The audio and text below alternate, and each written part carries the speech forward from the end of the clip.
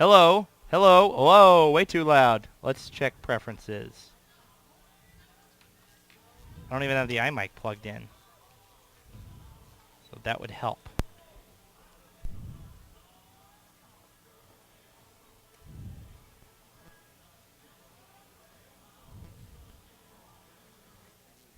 Hey, Glash.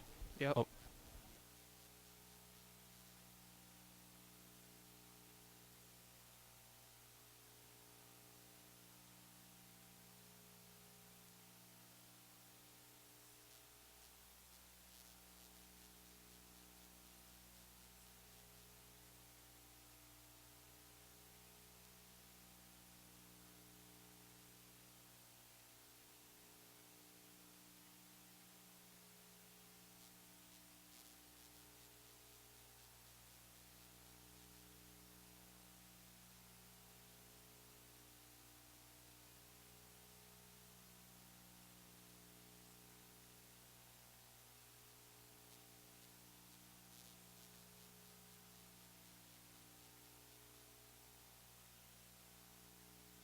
Test, test, 1, 2, Test. 3. Hi. Hello. 8, Hi, 11, Glash. 13, 87. 22, 26, 34. Random numbers.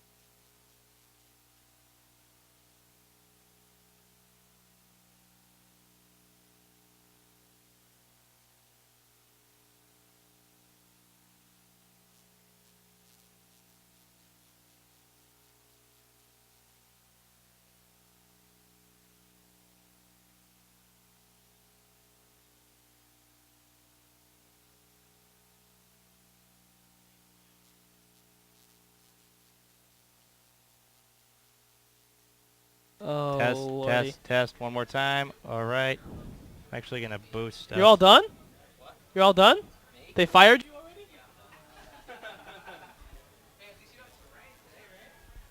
Test, test, 1, 2. Testaling, testaling, testaling. Glash, Glash, test one more time.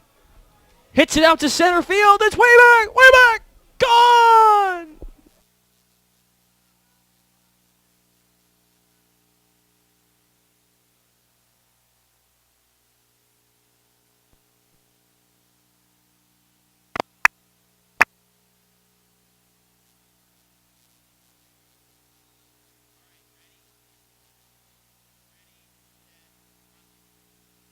(2014) Kettleers baseball hits the air in 3, 2, 1.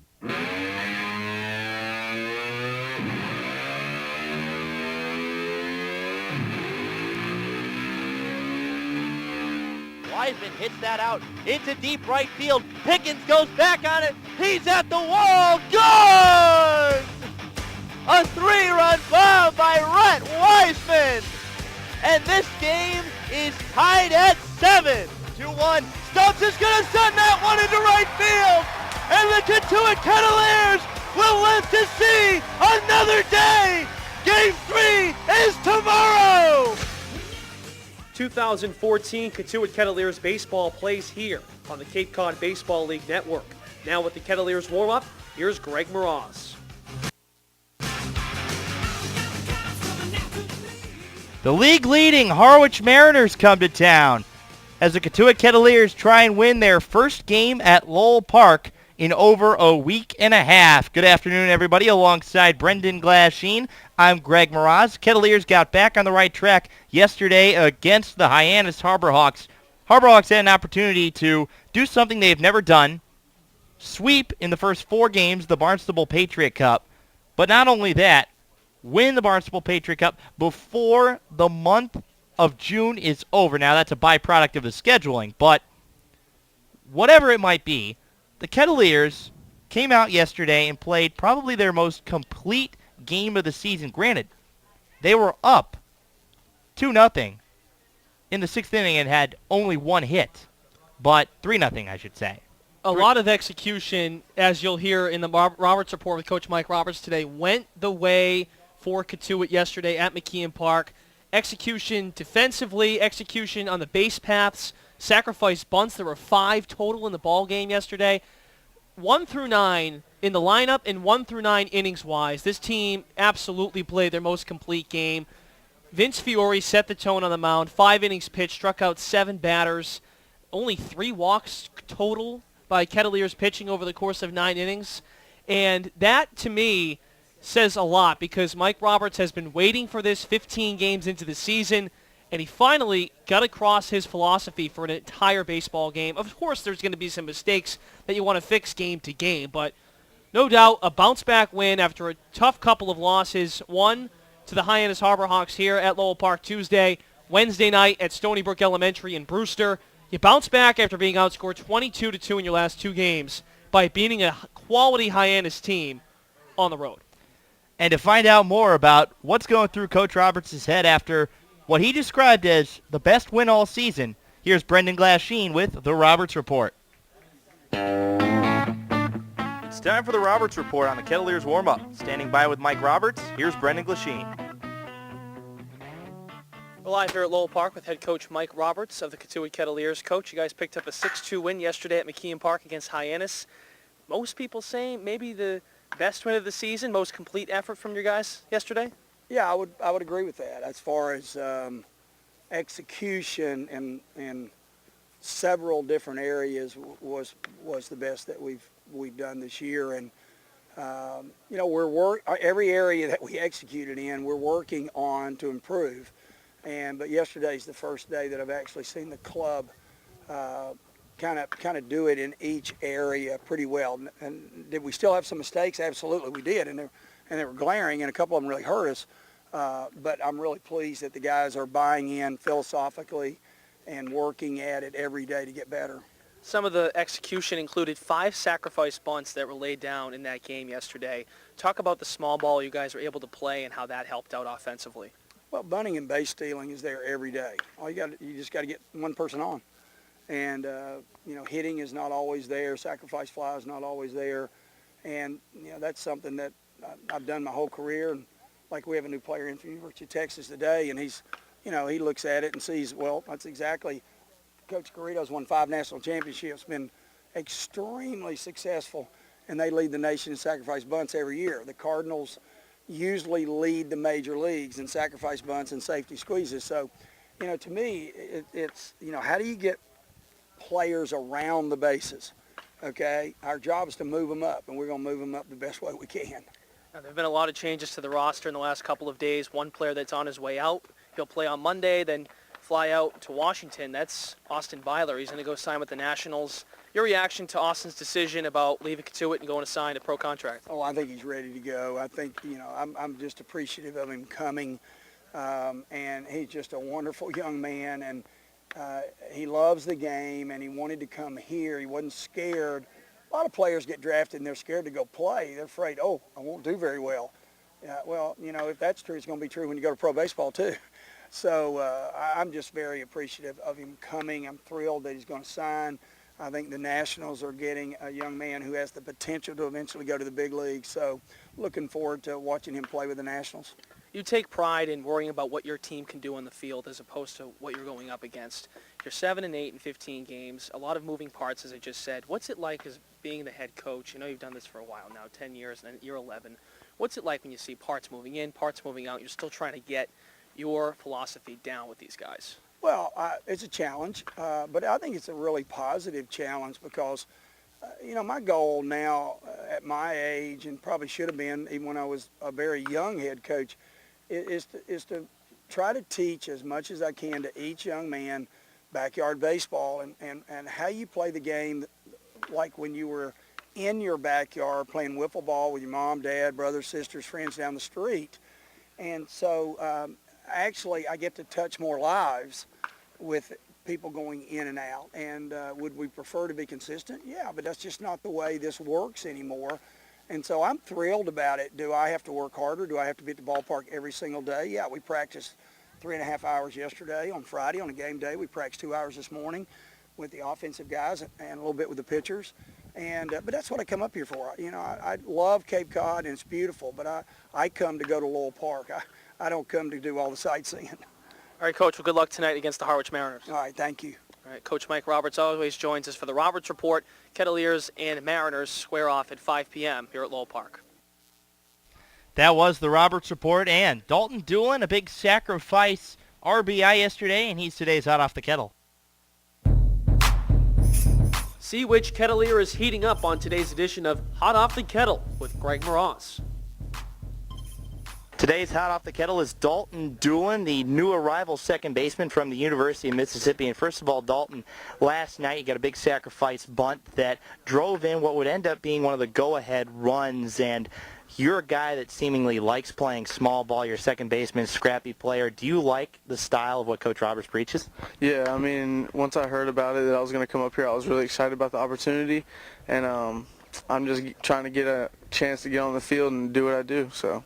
Now, you were obviously a late addition to this squad. Were you planning on coming up here originally, or what was the process like when you knew that you were going to be coming up to the Cape League? Yeah, I mean, I was excited to come up as soon as I was done with school ball, but fortunately we were lucky enough to get to Omaha, and the whole Super Regional and the Omaha, the tournament was really fun in the postseason, so as soon as I got up here, I was excited to play.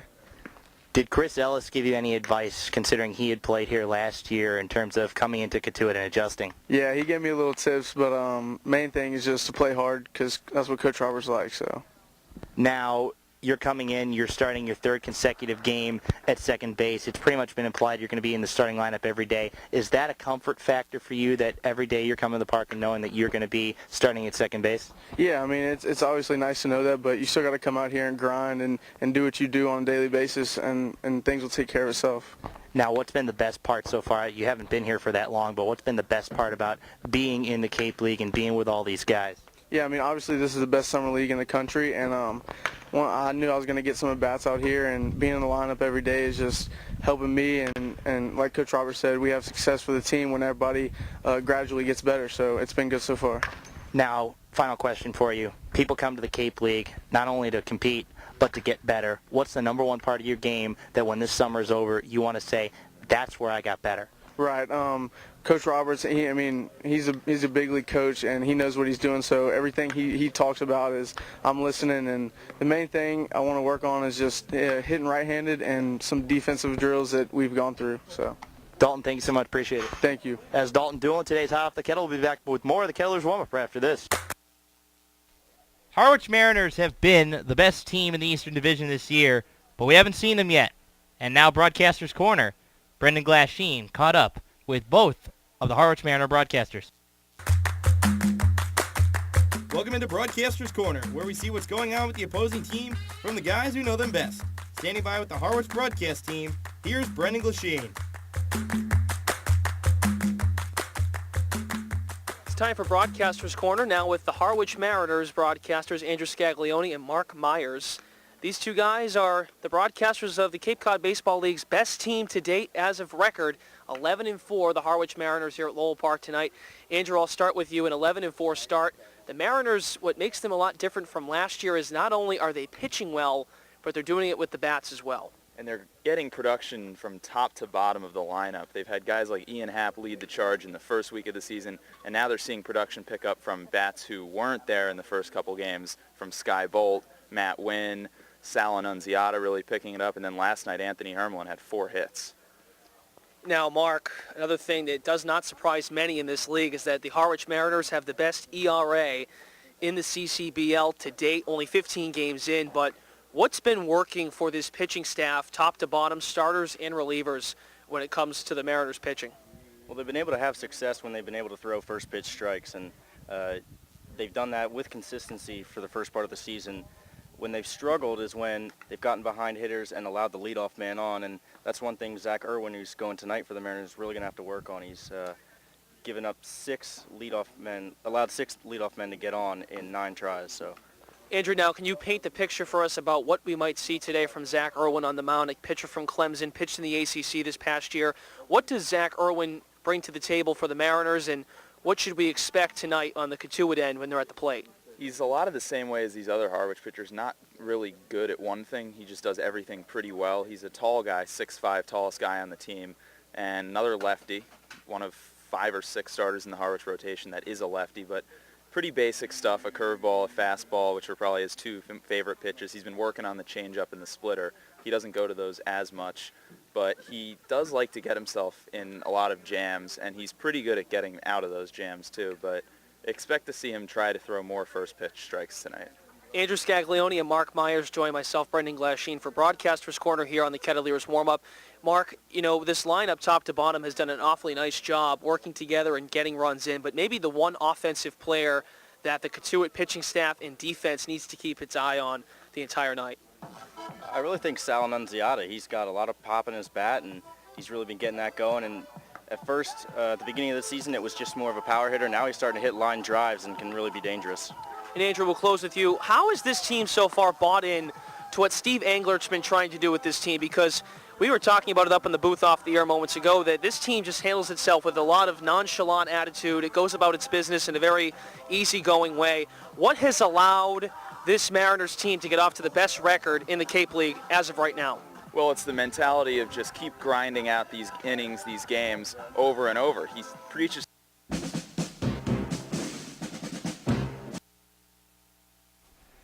Sorry we had to cut the Broadcaster's Corner and first pitch segment off, but getting started a little early here today.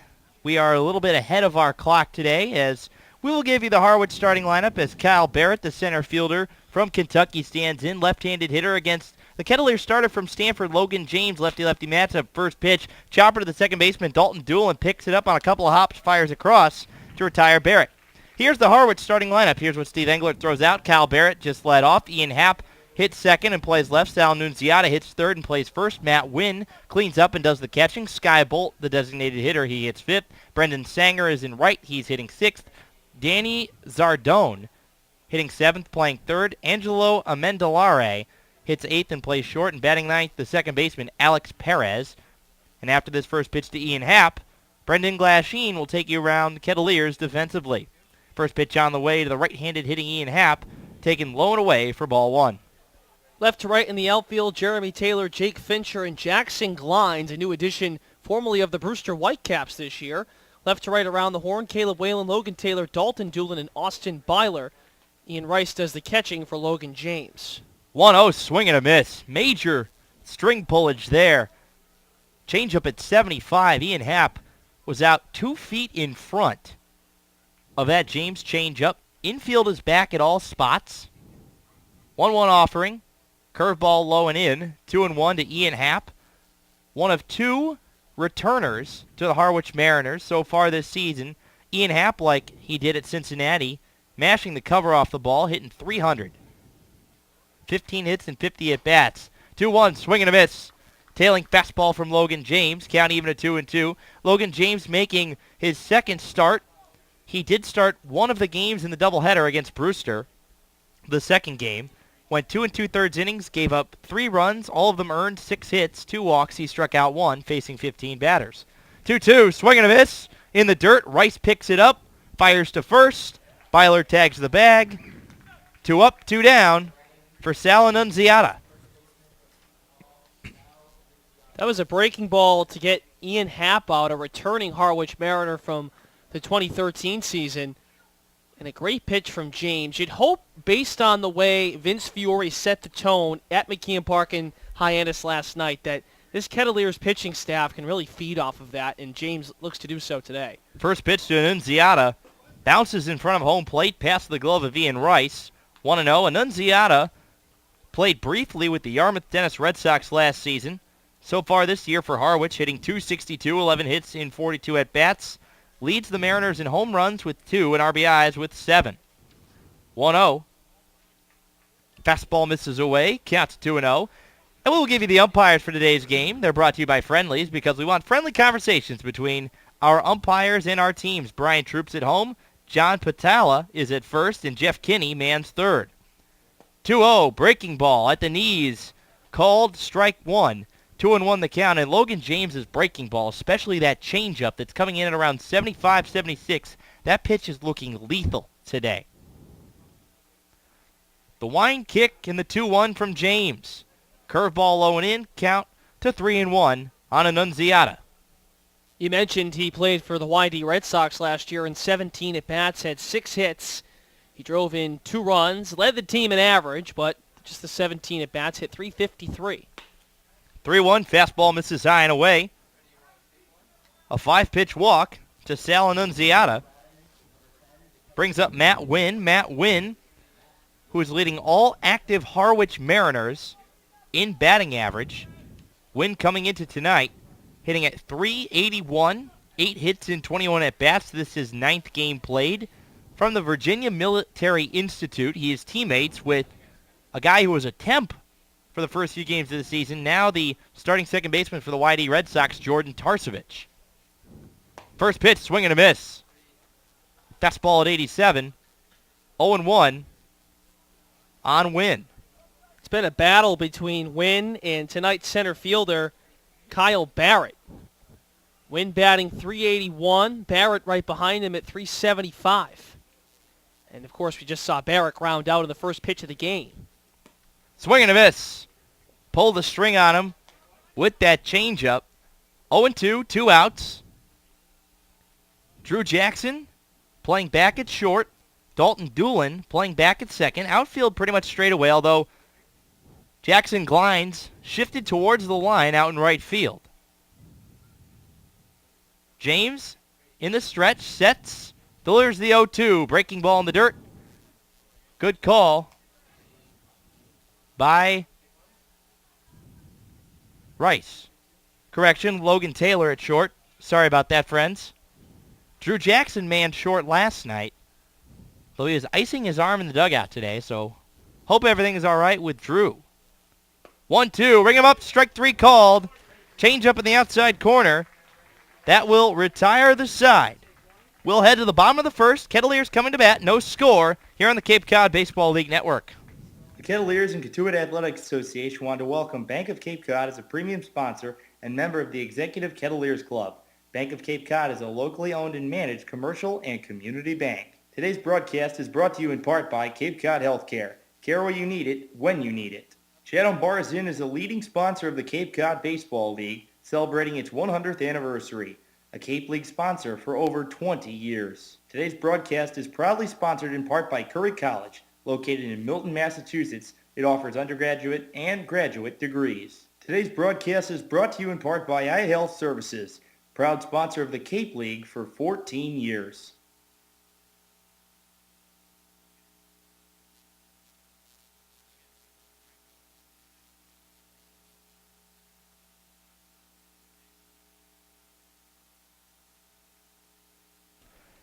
Bottom of the first, Kettleers coming to bat. Here's the starting lineup for Mike Roberts. Logan Taylor leads off. He's playing short. Caleb Whalen hits second.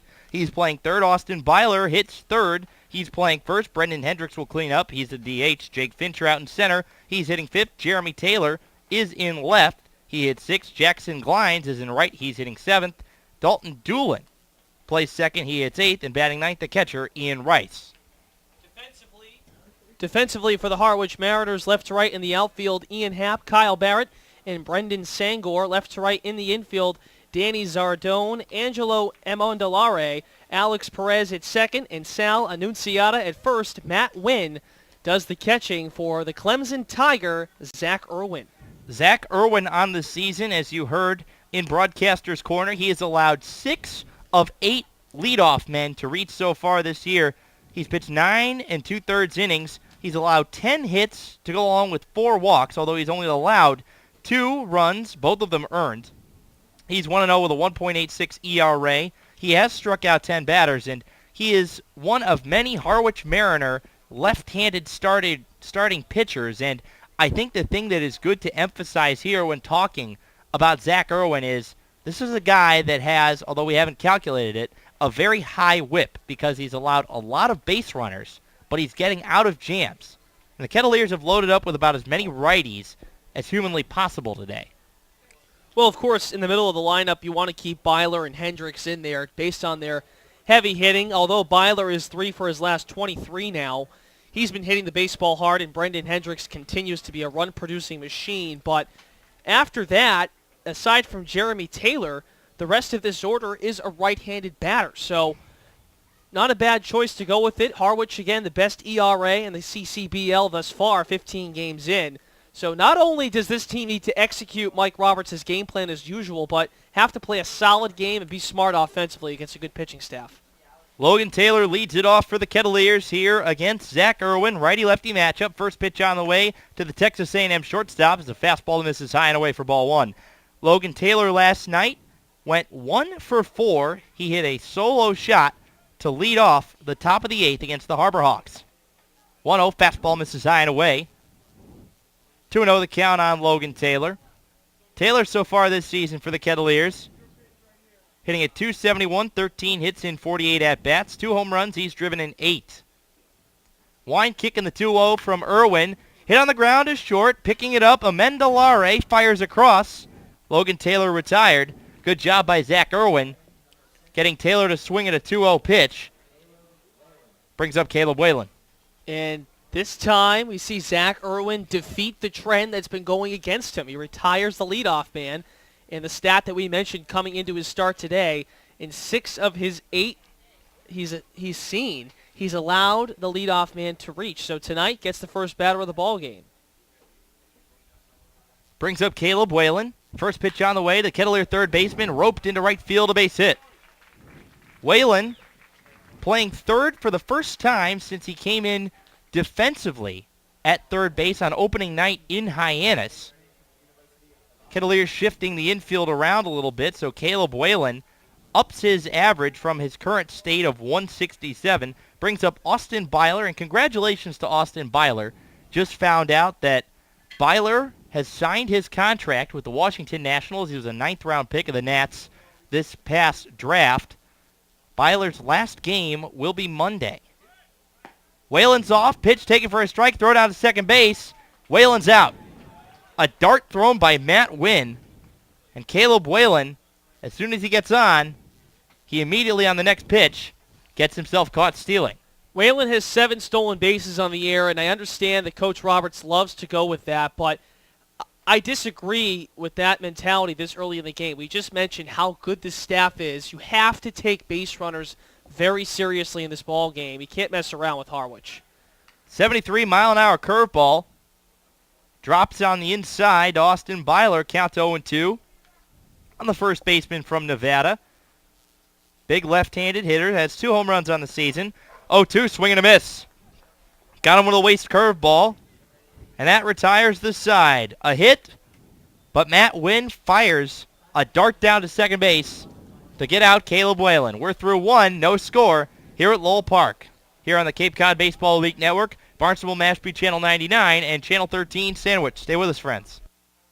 Today's broadcast is brought to you in part by Cape Cod Healthcare. Need it when you need it. Today's broadcast is brought to you in part by iHealth Services, proud sponsor of the Cape League for 14 years. The Kettleers and Cotuit Athletic Association want to welcome Bank of Cape Cod as a premium sponsor and member of the Executive Kettleers Club. Bank of Cape Cod is a locally owned and managed commercial and community bank. Chatham Bars Inn is a leading sponsor of the Cape Cod Baseball League, celebrating its 100th anniversary.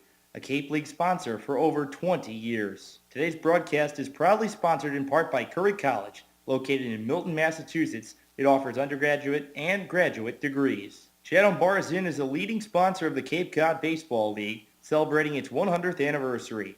A Cape League sponsor for over 20 years. The Kettleers and Cotuit Athletic Association want to welcome Bank of Cape Cod as a premium sponsor and member of the Executive Kettleers Club.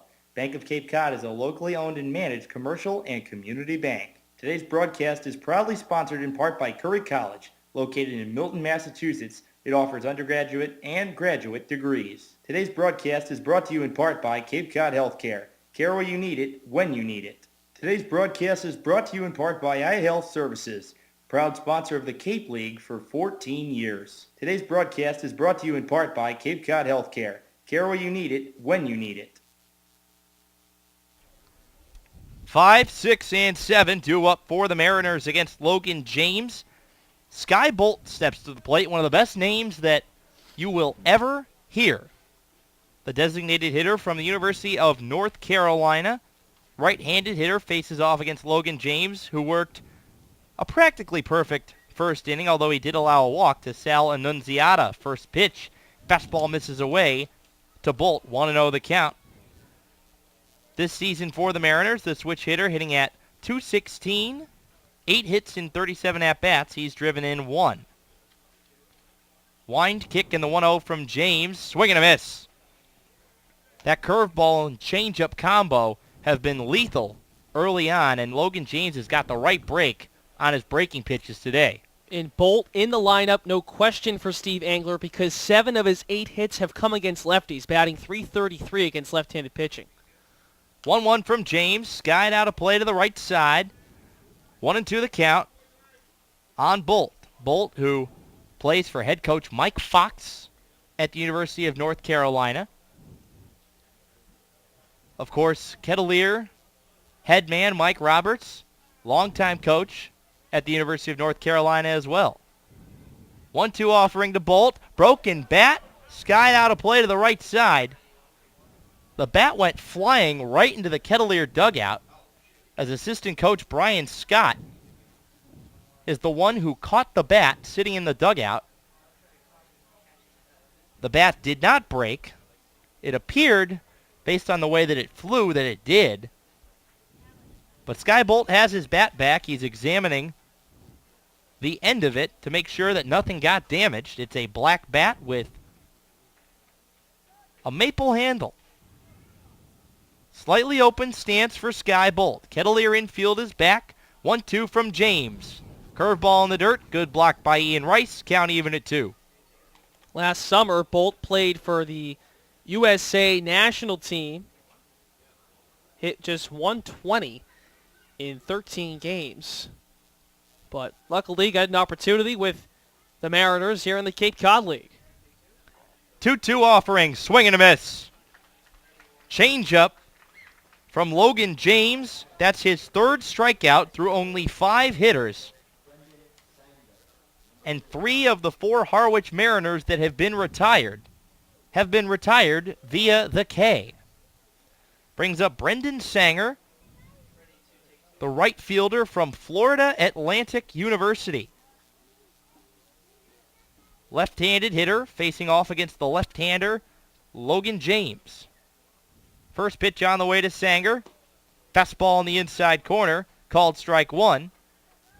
Sanger so far this season for the Harwich Mariners, hitting at .185, 5 hits in 27 at-bats, this being his 12th game played.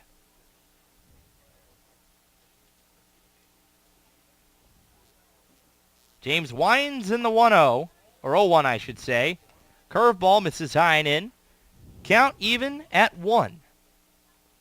Sanger, who is college teammates with former Born Brave and MLB draftee Austin Gomber. 1-1. Curveball catches the low outside corner. 1-2 on Sanger. And Sanger had a rough NCAA tournament with Florida Atlantic. Went just 1 for 15, 2 RBIs, 3 runs scored. 1-2. Fastball misses high. Count even at 2-2 on Sanger. And get this about Sanger, which is really eye-popping. From Fort Myers, he set the Fort Myers high school record in batting average. James stares in for a sign. The wind and the 2-2 in the dirt. Count to 3-2, and you look at his college numbers from this season, and they don't lie based on how successful he is. He led Florida Atlantic in average at a .332 clip, OBP at .451, and he drew 35 walks. A team high. Payoff upcoming from Logan James to Brendan Sanger. Ground ball hits softly to Austin Byler, ranges to his right. James has to run over and cover, and he gets there in time to force out the speedy Brendan Sanger. That brings up Danny Zardone. Nice play between Byler and James. A play we've seen multiple times, executed nicely by the Kettleers. This is a case where the ball was hit slowly, but neither Byler or James had any pressure on them and made the play, and was about a step in front, but got it done. First pitch to Danny Zardone. Curveball that bounces in the dirt. 1-0 on the LSU third baseman. Zardone on the season hitting at .258. 8 hits in 31 at-bats. No home runs. He's driven in 2. Slightly open stance. Right-handed hitter. Kettleer infield is back at all positions. 1-0 on the way from James. Fastball misses away. Count to 2-0. And Logan James, I would equate to a Mark Burley-esque pitcher because he does not throw that hard, but his changeup and breaking ball are what gets him outs. 2-0, swing and a miss. Nasty changeup. The bottom fell out of it. 2-1 on Zardone from Louisiana State. A very successful baseball program out of the SEC. 2-1, same pitch, different spot, called strike 2. 2-2, 2 outs. We're in the top of the second inning, no score between the Harwich Mariners and the Cotuit Kettleers. James winds in the 2-2. Chopper up the middle, ranging to his right Doolin, picks it up on the fly, fires across to retire Danny Zardone. 3 up, 3 down, go the Mariners. We'll head to the bottom of the second inning. Still no score. You're locked into Kettleers Baseball on the Cape Cod Baseball League Network. Today's broadcast is proudly sponsored in part by Curry College, located in Milton, Massachusetts. It offers undergraduate and graduate degrees. Chatham Bars Inn is a leading sponsor of the Cape Cod Baseball League, celebrating its 100th anniversary, a Cape League sponsor for over 20 years. The Kettleers and Cotuit Athletics Association want to welcome Bank of Cape Cod as a premium sponsor and member of the Executive Kettleers Club. Bank of Cape Cod is a locally owned and managed commercial and community bank. Today's broadcast is brought to you in part by iHealth Services, proud sponsor of the Cape League for 14 years. Today's broadcast is brought to you in part by Cape Cod Healthcare. Care where you need it, when you need it. Today's broadcast is brought to you in part by Cape Cod Healthcare. Care where you need it, when you need it. Chatham Bars Inn is a leading sponsor of the Cape Cod Baseball League, celebrating its 100th anniversary, a Cape League sponsor for over 20 years. Today's broadcast is brought to you in part by iHealth Services, proud sponsor of the Cape League for 14 years. Today's broadcast is proudly sponsored in part by Curry College, located in Milton, Massachusetts. It offers undergraduate and graduate degrees. The Kettleers and Cotuit Athletics Association want to welcome Bank of Cape Cod as a premium sponsor and member of the Executive Kettleers Club. Bank of Cape Cod is a locally owned and managed commercial and community bank.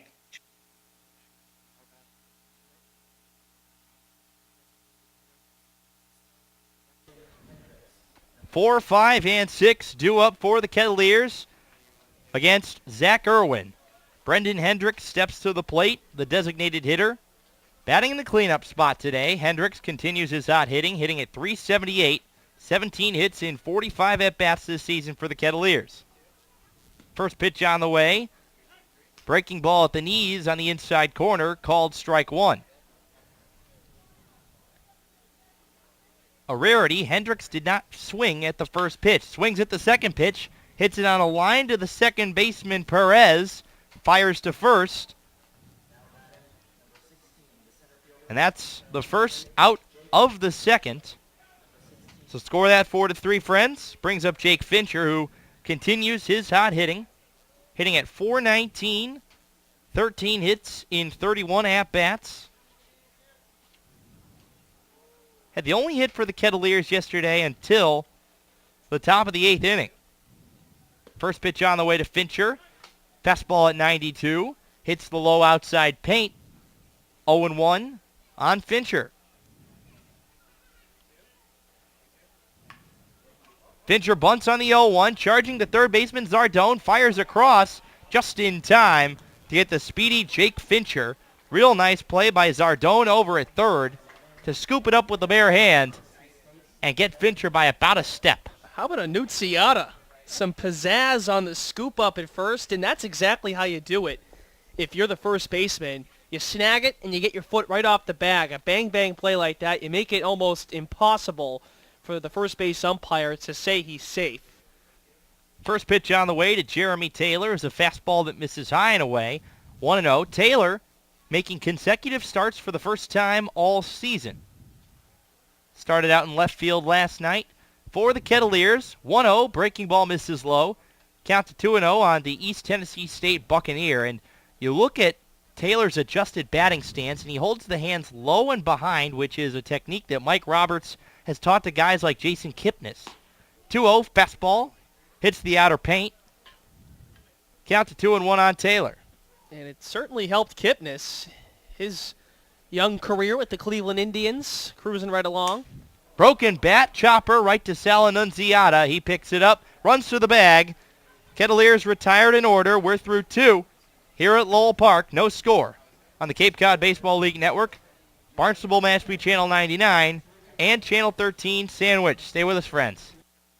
Today's broadcast is brought to you in part by Cape Cod Healthcare. Care where you need it, when you need it. Today's broadcast is brought to you in part by iHealth Services, proud sponsor of the Cape League for 14 years. Today's broadcast is proudly sponsored in part by Curry College, located in Milton, Massachusetts. It offers undergraduate and graduate degrees. The Kettleers and Cotuit Athletics Association want to welcome Bank of Cape Cod as a premium sponsor and member of the Executive Kettleers Club.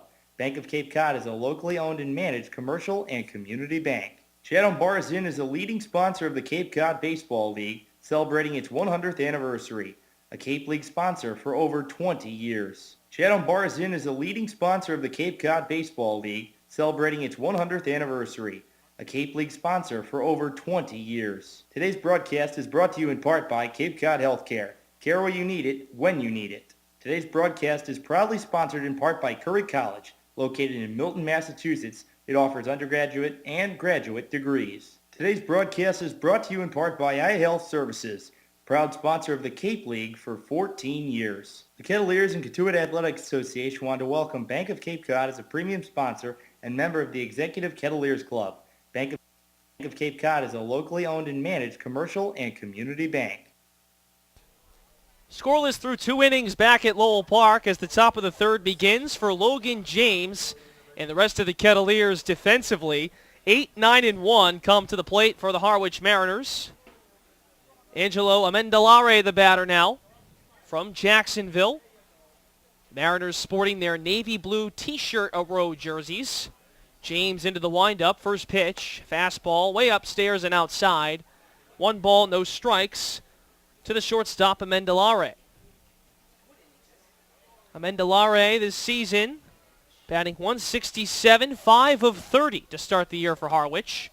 The 1-0, a fastball, belt high on the outside corner. 1 ball, 1 strike. Austin Byler far to the left off the first base bag. Caleb Whalen even with the bag at third base. The 1-1 pitch. Change up, drops too low and inside. 2-1 to Amendolara from Edgewater. Small guy at 5'9", has 3 RBIs. He's walked 3 times this season. 2-1, fastball, chopped to short. Logan Taylor ranges to his left, throws across in time.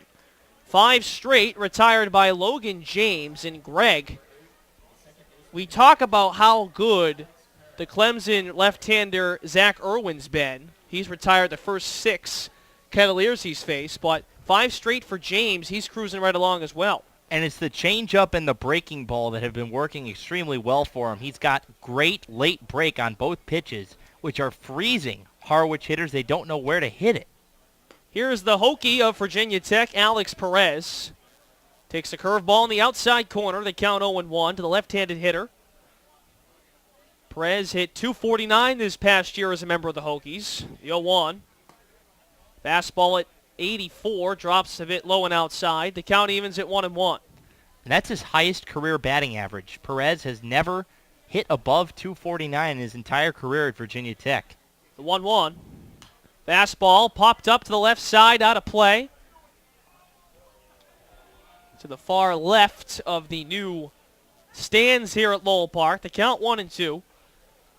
However, despite his low batting average numbers, Alex Perez has played in 170 games in a row with Virginia Tech. Curveball gets away out of the left-hander's arm. The count now 2-2. Bases cleared, still no score at Lowell Park between Harwich and Cotuit, the first time these two teams meet. Harwich 11-4, the best in the Cape Cod League. 2-2. Change-up, swung on and missed. It's dropped, though, by Rice. We'll throw down to Byler at first. Record the strikeout, 2-3. Fourth strikeout of the game for Logan James, one time through the order. Logan James is putting on something right now I like to call the Justin Dukeshire effect. For those of you who don't know Justin Dukeshire, he's the closer for the 2006 Oakland Athletics. But basically, Dukeshire's changeup was so good, and he used it so often that when he threw his fastball, it didn't go harder than like 88, but it looked like it was going 94. The Wildcat, Kyle Barrett, takes the curveball at 73, low and away.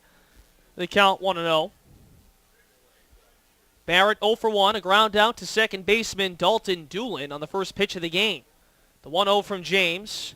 Fastball chopped towards Doolin again. He ranges to his right, gathers a bit, throws to first in time. A 1-2-3 third for Logan James. He's retired the last 7. We'll go to the home half of the third here at Lowell Park.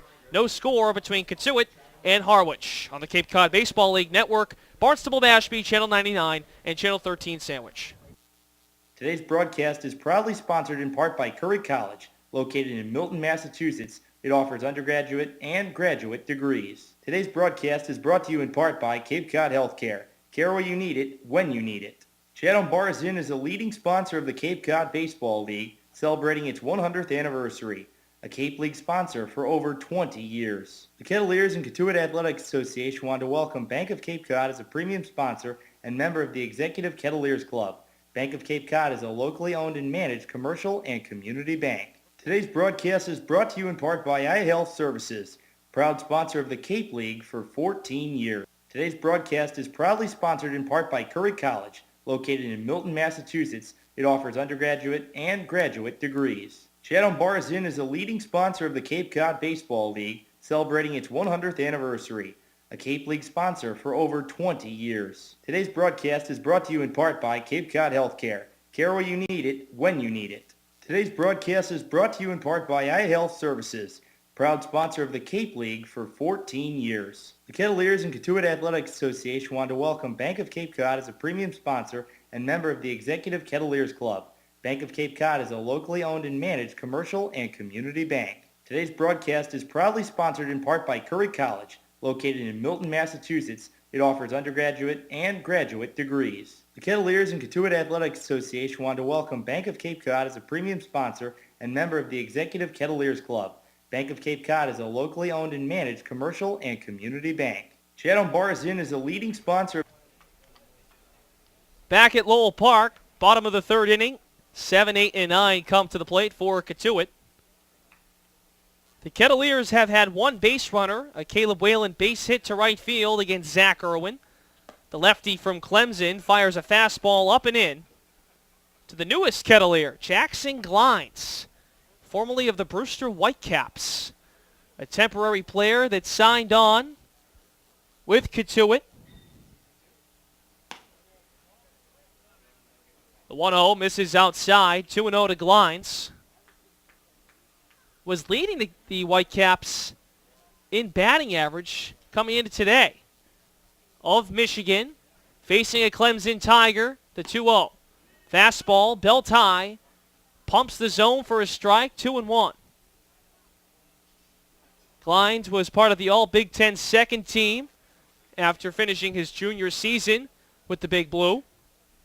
2-1, shot to left. A bit of a run for Happ, and he lets it drop in front. Good start for Jackson Glines in a Kettleers uniform. A base hit to left. Second hit of the game for Cotuit. A runner at first. Leadoff man on in a scoreless game. There's a reason why he's here. Playing for Michigan this season, hit .332 in all 60 games, all 60 starts. Led the team in RBIs, hits, doubles, extra base hits. An OBP at .444 to go along with 14 steals in 16 attempts. Makes sense for Irwin to check in with Annunziata at first base. As Greg just said, 14 of 16 with the Big Blue this past year. Here's Dalton Doolin, was part of our Hot Off the Kettle segment today. Doolin trying to bunt. Knocks it into the backstop foul. The count 0-1 to the Ole Miss second baseman. Dalton got his first start of the year on Wednesday against the Brewster Whitecaps. Started yesterday's game at McKeon Park in Hyannis. Scored his first run and played at his first RBI on a sacrifice bunt. Rudder at first, the 0-1, and Irwin checks in again with Annunziata at first base. Count remains 0-1 at the bottom of the third, a scoreless game between the first meeting of Harwich and Cotuit here at Lowell Park. Irwin checks in again with Glines. You mentioned how good Glines was this past year with Michigan. Had a team best 19 doubles, which was third in the Big Ten. 0-1 finally comes. Doolin takes it outside. Throw down to second base by Wynn. Rather first base to check in with Jackson Glines. Pitch misses outside. The count 1-1 to Dalton Doolin.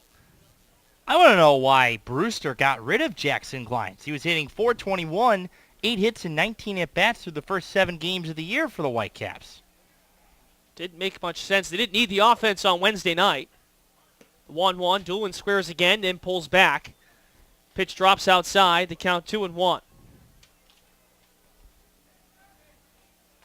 Brewster Whitecaps defeated the Kettleers in knockout style, 8-0 at Stony Brook Field Wednesday. A big win, 6-2 last night against Hyannis. 2-1. Doolin squares, drops it down the first base line. Irwin picks it up, flips to first in time. A one-hopper into the glove of Annunziata. However, they get the out. Sacrifice works his plan. Glines up to second base. Now 1 out for Ian Rice.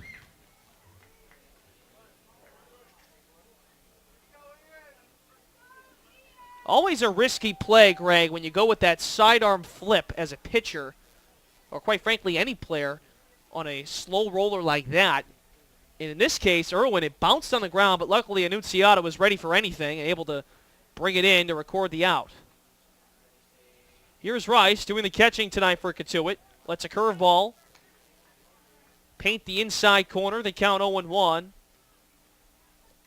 to the soon Houston transfer. Currently at Chipola Community College. Rice cocks the bat behind his helmet. The right-handed hitter awaits the lefty's pitch. Swings and misses through an 88-mile-per-hour fastball. It's funny, we talked with Andrew Scaglione and Mark Myers, the broadcasters for Hyannis, in our segment Broadcasters Corner today.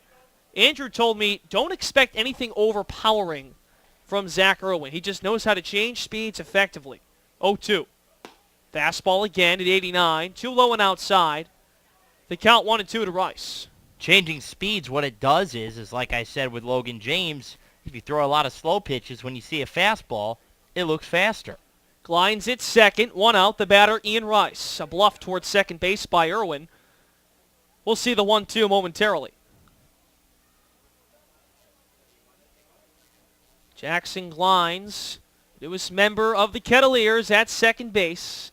Still no score between Cotuit and Harwich. The 1-2 offering. Swung on and missed. Goes fastball right down the dish. Down goes Rice. 2 down. Back to the top of the order, Logan Taylor. And what Irwin has done very well is he's worked around the zone. He's not really placed the ball in any one particular spot, and it's kept the Kettleer hitters off balance in the sense that he's not afraid to go anywhere in the zone at any time or any count. Logan Taylor homered in yesterday's game for the Kettleers. A solo bomb in the 8th inning. First pitch to him. Breaking ball, cuts across home plate and falls in for a strike. The right-handed hitter from Texas A&M down on the count 0-1. Taylor a team high now with 2 home runs. Austin Byler also with 2. The 0-1 drops low and inside. 1 ball, 1 strike to Taylor. Logan's shot yesterday at McKeon Park was to right center field. He's a right-handed hitter. and not that big of a guy. So Logan's got a lot of pop for a shorter player. Playing shortstop today. Irwin to the set, a few looks towards second. The 1-1, shot to right. A play possibly for Sanger down the right field line. It falls about 5 steps to his left, foul. Taylor now down in the count, 1-2. Jackson Glines at second base. Here in the bottom of the third, a scoreless game between the Kettleers and Mariners. Cotuit, a team that's trying to climb its way back to 500, while the Harwich Mariners try to own the East as the Chatham Anglers did last year. Harwich has been all over that Eastern Division at 11-4, the best start amongst any team in the CCBL. Irwin to the set, gives Glines a look, the pitch. Fastball way outside as Wynn jumps out of the crouch. Evens the count, 2-2. Harwich last year was still a very talented team, except they're hitting a lot better than they did last year. And one guy that's a familiar name, A.J. Reed, was a second-round pick this season in the MLB draft. He was Harwich's ace. The 2-2 pitch. Breaking ball, shot to left center. A long run for Barrett and Happ. This ball is caught by Happ. Found the gap just by the shadows, about a few steps away from the fence here at Lowell Park. We're through 3 innings at Cotuit's home field. No score between Cotuit and Harwich on the Cape Cod Baseball League Network, Barnstable Mashpee, Channel 99, and Channel 13 Sandwich. Today's broadcast is brought to you in part by Cape Cod Healthcare. Care where you need it, when you need it. Today's broadcast is brought to you in part by iHealth Services, proud sponsor of the Cape League for 14 years. Today's broadcast is proudly sponsored in part by Curry College, located in Milton, Massachusetts. It offers undergraduate and graduate degrees. Chatham Bars Inn is a leading sponsor of the Cape Cod Baseball League, celebrating its 100th anniversary. A Cape League sponsor for over 20 years. The Kettleers and Cotuit Athletics Association want to welcome Bank of Cape Cod as a premium sponsor and member of the Executive Kettleers Club. Bank of Cape Cod is a locally owned and managed commercial and community bank. Today's broadcast is brought to you in part by Cape Cod Healthcare. Care where you need it, when you need it. The Kettleers and Cotuit Athletics Association want to welcome Bank of Cape Cod as a premium sponsor and member of the Executive Kettleers Club. Bank of Cape Cod is a locally owned and managed commercial and community bank. Today's broadcast is brought to you in part by iHealth Services, proud sponsor of the Cape League for 14 years. Today's broadcast is proudly sponsored in part by Curry College, located in Milton, Massachusetts. It offers undergraduate and graduate degrees. Chatham Bars Inn is a leading sponsor of the Cape Cod Baseball League, celebrating its 100th anniversary. A Cape League sponsor for over 20 years. 3 scoreless innings to start this afternoon's ball game at Lowell Park. 2, 3, and 4 come to the plate for the Harwich Mariners. The Cotuit Kettleers at 7 and 8. A big win last night at McKeon Park over the Hyannis Harbor Hawks, 6-2. Hopefully gets this team back on track at its home field. First pitch fastball high and away to Ian Happ. The Cincinnati Bearcat struck out in his first at-bat. A curveball from Logan James has retired the last 7 Mariners. The 1-0. Change up. Catches the outside corner to the right-handed hitter. 1 ball, 1 strike. The Kettleers have not won at Lowell Park in a week and a half. And they've played a lot of home games as of late. The 1-1. Change up, drops low. Checked down to first by home plate umpire Brian Troop. He did not go around, says John Patula. 2-1 the count to Happ. James gets his sign from Rice into the windup. 2-1 pitch. Fastball up and away. A 3-1 advantage for Happ, who batted .322 this past season in the American Conference. 27 RBIs. Led Cincinnati in slugging, on base percentage, and stolen bases. The 3-1 shot to left. Jeremy Taylor on the run, a few steps back into the shadows, makes the catch for the first out of the 4th inning. And not to correct you on what you just said, but they haven't won a 9-inning ball game in over a week and a half, because they did have the doubleheader sweep against the Brewster Whitecaps this past Sunday. The last 9-inning game that they won here was Tuesday the 17th against the Bourne Braves. 11 days ago from today. Sal Annunziata, the first baseman of Seton Hall, takes a fastball in the outside corner. The count 0-1. I guess based on the way they performed after the off day Monday, as the pitch dribbles in the dirt, 58 feet in front, evens the count at 1-1.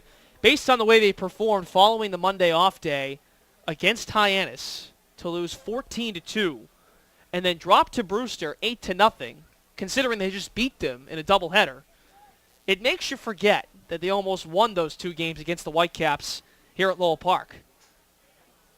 0-2 pitch, fastball sliced to right center field by Annunziata. A long run for Finchering lines. It finds the gap and rolls to the wall. Standing at second, a double for Sal Annunziata. A 1-out base runner for the Mariners. And their first runner in scoring position today against Logan James. Still a scoreless game, though. Both balls that have been hit in play in this top of the 4th inning have been hit very, very hard. The ball that Ian Happ hit to Jeremy Taylor was on a line and hit on the barrel of the bat. And Sal Annunziata hit that one about as hard as you can to the opposite field without getting out of the ballpark. Here's Virginia Military's Matt Wynn with Annunziata at second. First pitch, a fastball. That gets Rice out of the crouch. High and away, ball 1. Wynn struck out looking in his first at-bat to end the first inning. It was a changeup from Logan James. Rice puts the sign down as James looks in. No look towards second base. The 1-0 pitch. Fastball in the dirt. Nice block by Ian Rice. Runs the count to 2-0. We've mentioned the catching/pitching issues when it comes to pass balls and wild pitches with this ball club. The Kettleers, with 20 wild pitches on the year, leads the Cape Cod Baseball League. They didn't have any in last night's game at Hyannis. So a good block from Rice to prevent the runner Annunziata to move to third. 2-0. In the dirt again. Rice protects far off the right side of the plate. A 3-0 count to Matt Wynn. And other than the walk to Annunziata back in the top of the first, this is really the first time all day that Logan James has fallen severely behind any hitter. James now above the 50-pitch mark. Comes to the set, the 3-0. Fastball. Knocks the outside corner. On the door for a strike. The count 3-1. Matt Wynn not going with the typical socks of most of his teammates. The rest of the team has the 3 red stripes on the navy blue. Wynn has the white and blue combination. A slight open stance to the righty. The pitch in the dirt, taken, ball 4. And wait a sec, no, home plate umpire Brian Troop says he went around. He doesn't even go down to first base umpire John Petula. It's a strike call, 3-2. Very weird appeal there because we don't have the greatest angle, but in my opinion, I don't think Wynn got the bat around. That should have been ball 4. Well, now another chance for Logan James. A 3-2 count with 1 out. Annunziata at second. In the top of the 4th inning at Lowell Park, a scoreless game between Kituitt and Harwich. The Cape Cod Baseball League's best against a team in the West trying to find its way back to 500. The 3-2, another half-hearted swing, but not going around, says first base umpire John Petula. Matt Wynn awarded first base. It's now first and second, 1 out for Sky Bolt. I'll be very interested to see what the Kettleers do in terms of defensive alignment here, because you've got a guy on first in Matt Wynn that doesn't have much speed, and you got a guy on second in Sal Annunziata that also doesn't have much speed. But you also have to remember that Sky Bolt, if the Kettleers decide to not bring the corners in, he could lay down a bunt and completely fool the rest of the infield. Bolt is a 300 average hitter and above that against left-handed pitching. 7 for 22 on the season. Against righties, he's batting just .063, so batting 5th tonight for head coach Steve Englert of the Harwich Mariners. A small conversation between Mike Roberts and his entire infield. No action at all in the bullpen for Kituitt. Usually the way it works is the entire bullpen makes its way out to the bullpen together. No count on Sky Bolt, the DH for the Harwich Mariners. Steps in to face Logan James. Sal Annunziata at second, Matt Wynn at first. One down, a scoreless game. First pitch. In the dirt, Rice blocks it once more. The count 1-0.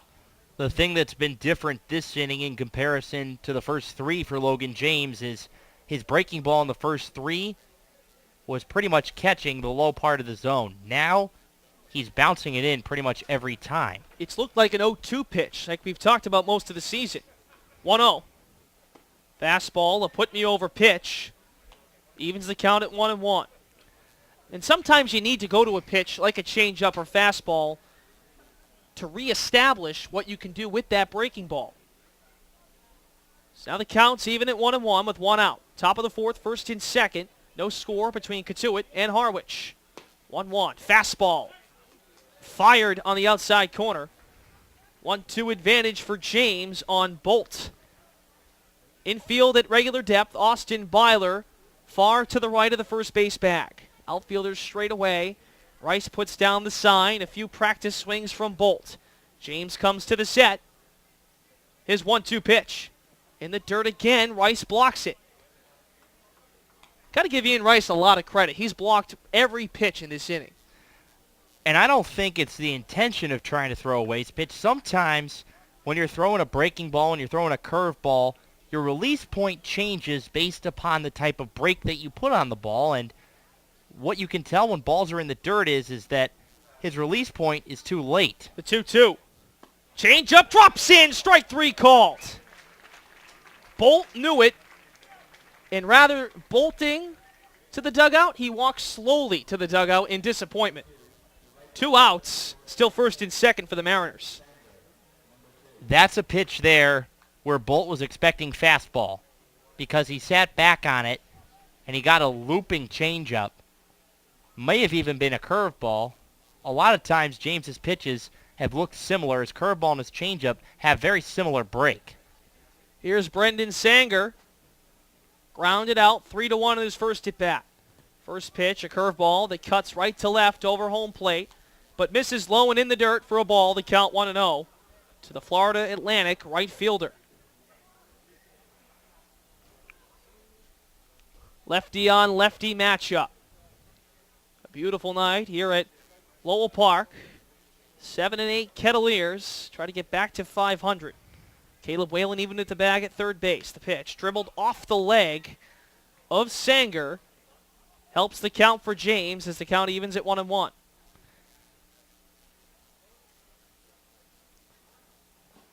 Sanger, as we've talked about, a Fort Myers native, had a monster batting average to set the school record and carried that over into his first 2 seasons with FAU. The 1-1. Fastball hit opposite way to left field. Taylor's on the run. It goes all the way to the wall. Here comes Annunziata. He scores. Right behind him, Wynn held at third base. A stand-up double for Brendan Sanger. And the Mariners strike first. It's 1-0. That's a great piece of opposite field hitting, and you knew that with the type of hitter that Brandon Sanger is, that James wasn't going to give him anything on the inner half of the plate. But also, Jeremy Taylor did not take the best route to that ball. If he cut that ball off a little bit more sharply, there may have been a chance to get Sal Annunziata, who is not a very fast-moving runner at the plate. But because of that, it puts Brandon Sanger at second base. Logan James prefers going from the windup with second and third, 2 outs. First pitch, breaking ball, tails outside to Danny Zardone. It does hit the outside corner, though. The count 0-1. To the righty from Jacksonville. 0-1 pitch. In the dirt again. Rice able to crouch and knock it down. It's outside for a ball. The count 1-1. And a lot of hard-hit balls this inning, starting with the out to left field by Ian Happ. James gets his sign. 1-1 offering. Fastball on the outside corner, says Brian Troop. Count 1-2. James 1 strike away from getting out of this inning. 2 hits, 1 run for Harwich. 2 hits, no runs for Cotuit in the top of the fourth here at Lowell Park. 1-2. Goes upstairs. The breaking ball doesn't cut the weight he'd like it. 2's across the board. 2 balls, 2 strikes, 2 outs. Matt Wynn at third base. Brendan Sanger at second. Sanger an RBI double to get Harwich on the board. 2-2, a hammer to left. Taylor starts in, now works his way back, ranges, and makes the catch to retire the side. We'll go to the home half of the fourth at Lowell Park. 1-0 Harwich on the Cape Cod Baseball League Network, Barnstable Mashpee, Channel 99, and Channel 13 Sandwich. Today's broadcast is proudly sponsored in part by Curry College, located in Milton, Massachusetts. It offers undergraduate and graduate degrees. Today's broadcast is brought to you in part by Cape Cod Healthcare. Care where you need it, when you need it. The Kettleers and Katuitt Athletics Association want to welcome Bank of Cape Cod as a premium sponsor and member of the Executive Kettleers Club.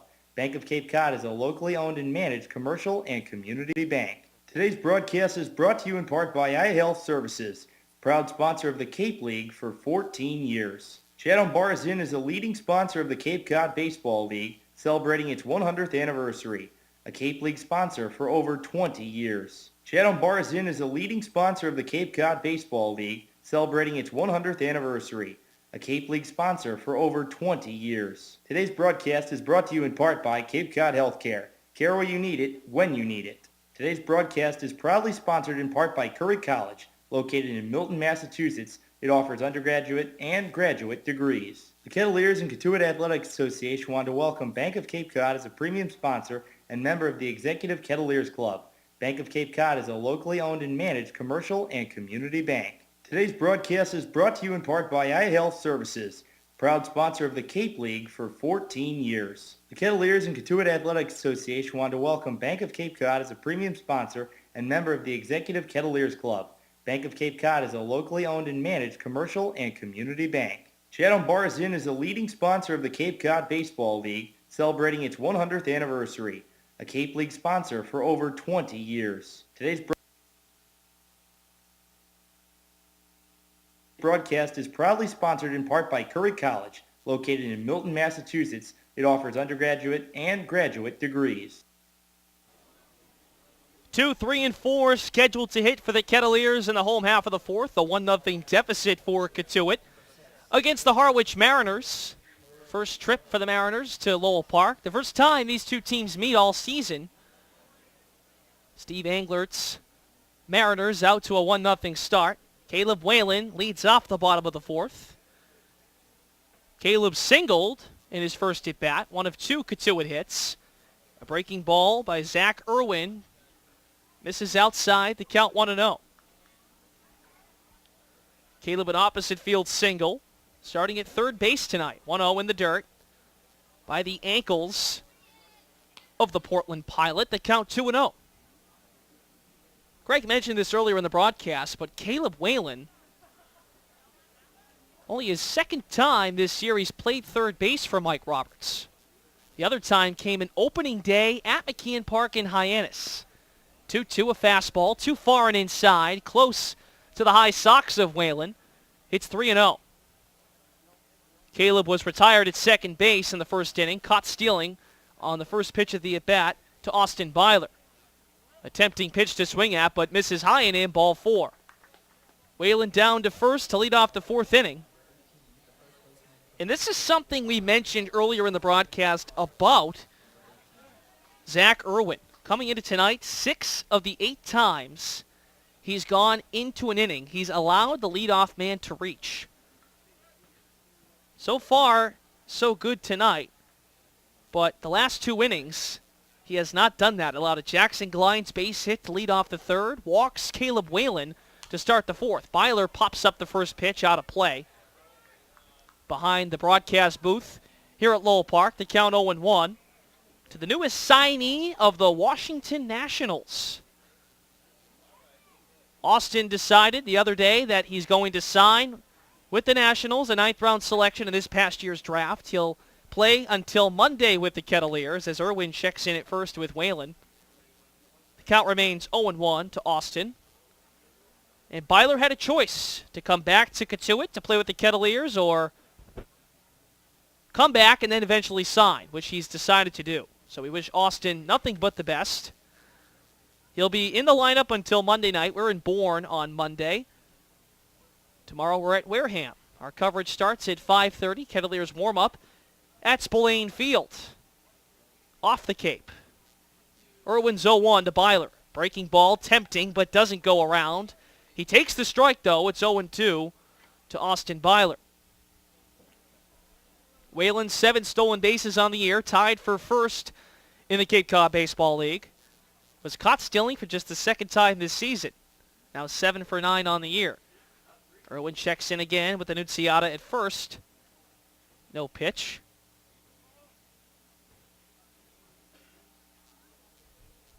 Byler holds the bat in his right hand, now puts it behind his back as Irwin comes to the set. The 0-2. Fastball shot to left. It's in foul ground. Zardone and Happ think they have a play on it. It falls foul. Happ the closest to it as Zardone gave up about halfway on his run down the left field line.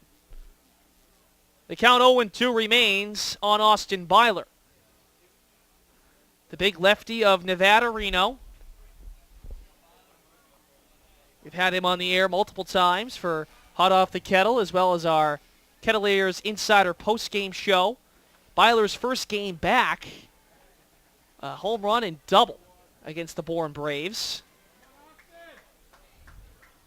The 0-2 pitch on the way to him. Fastball shot to the left out of play once again. Good at bat from Byler as he fights an 0-2 count against Zach Irwin.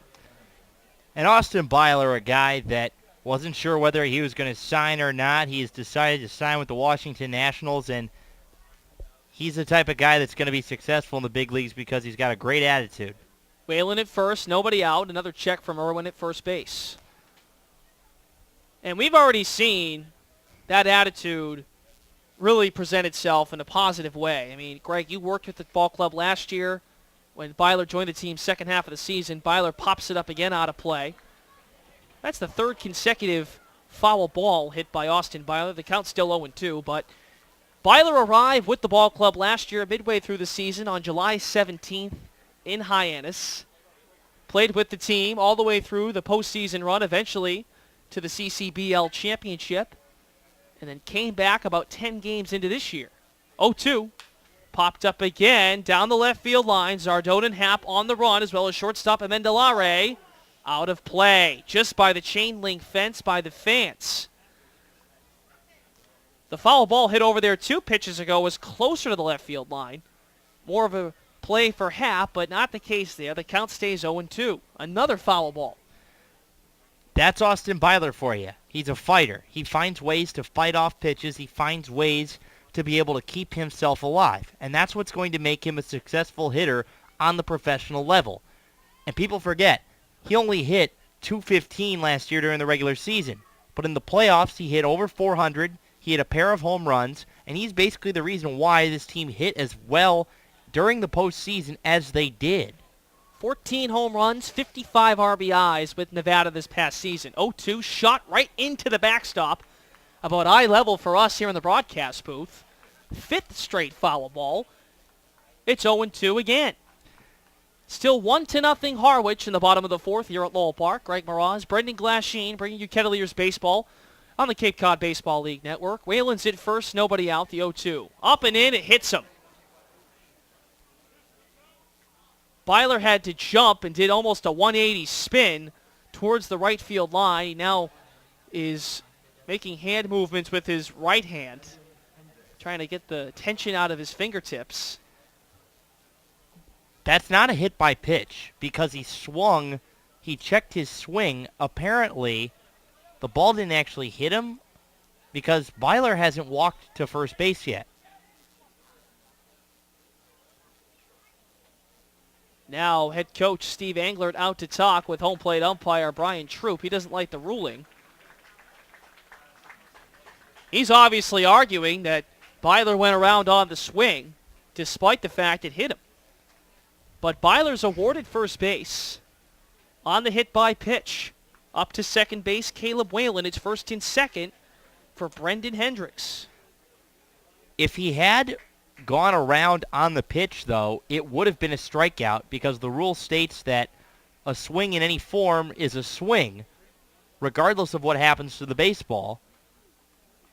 and he would have swung around before the ball actually hit him. So that would have been a strikeout. Hendricks grounded to second base in his first at-bat. Angler gives the signs from the dugout, shouting towards his players in the infield. Still nobody out. Bottom of the fourth. First and second for the Kettleers. Irwin, a bluff towards second base. A 1-0 Harwich lead on an RBI double by Brendan Sanger, the left fielder.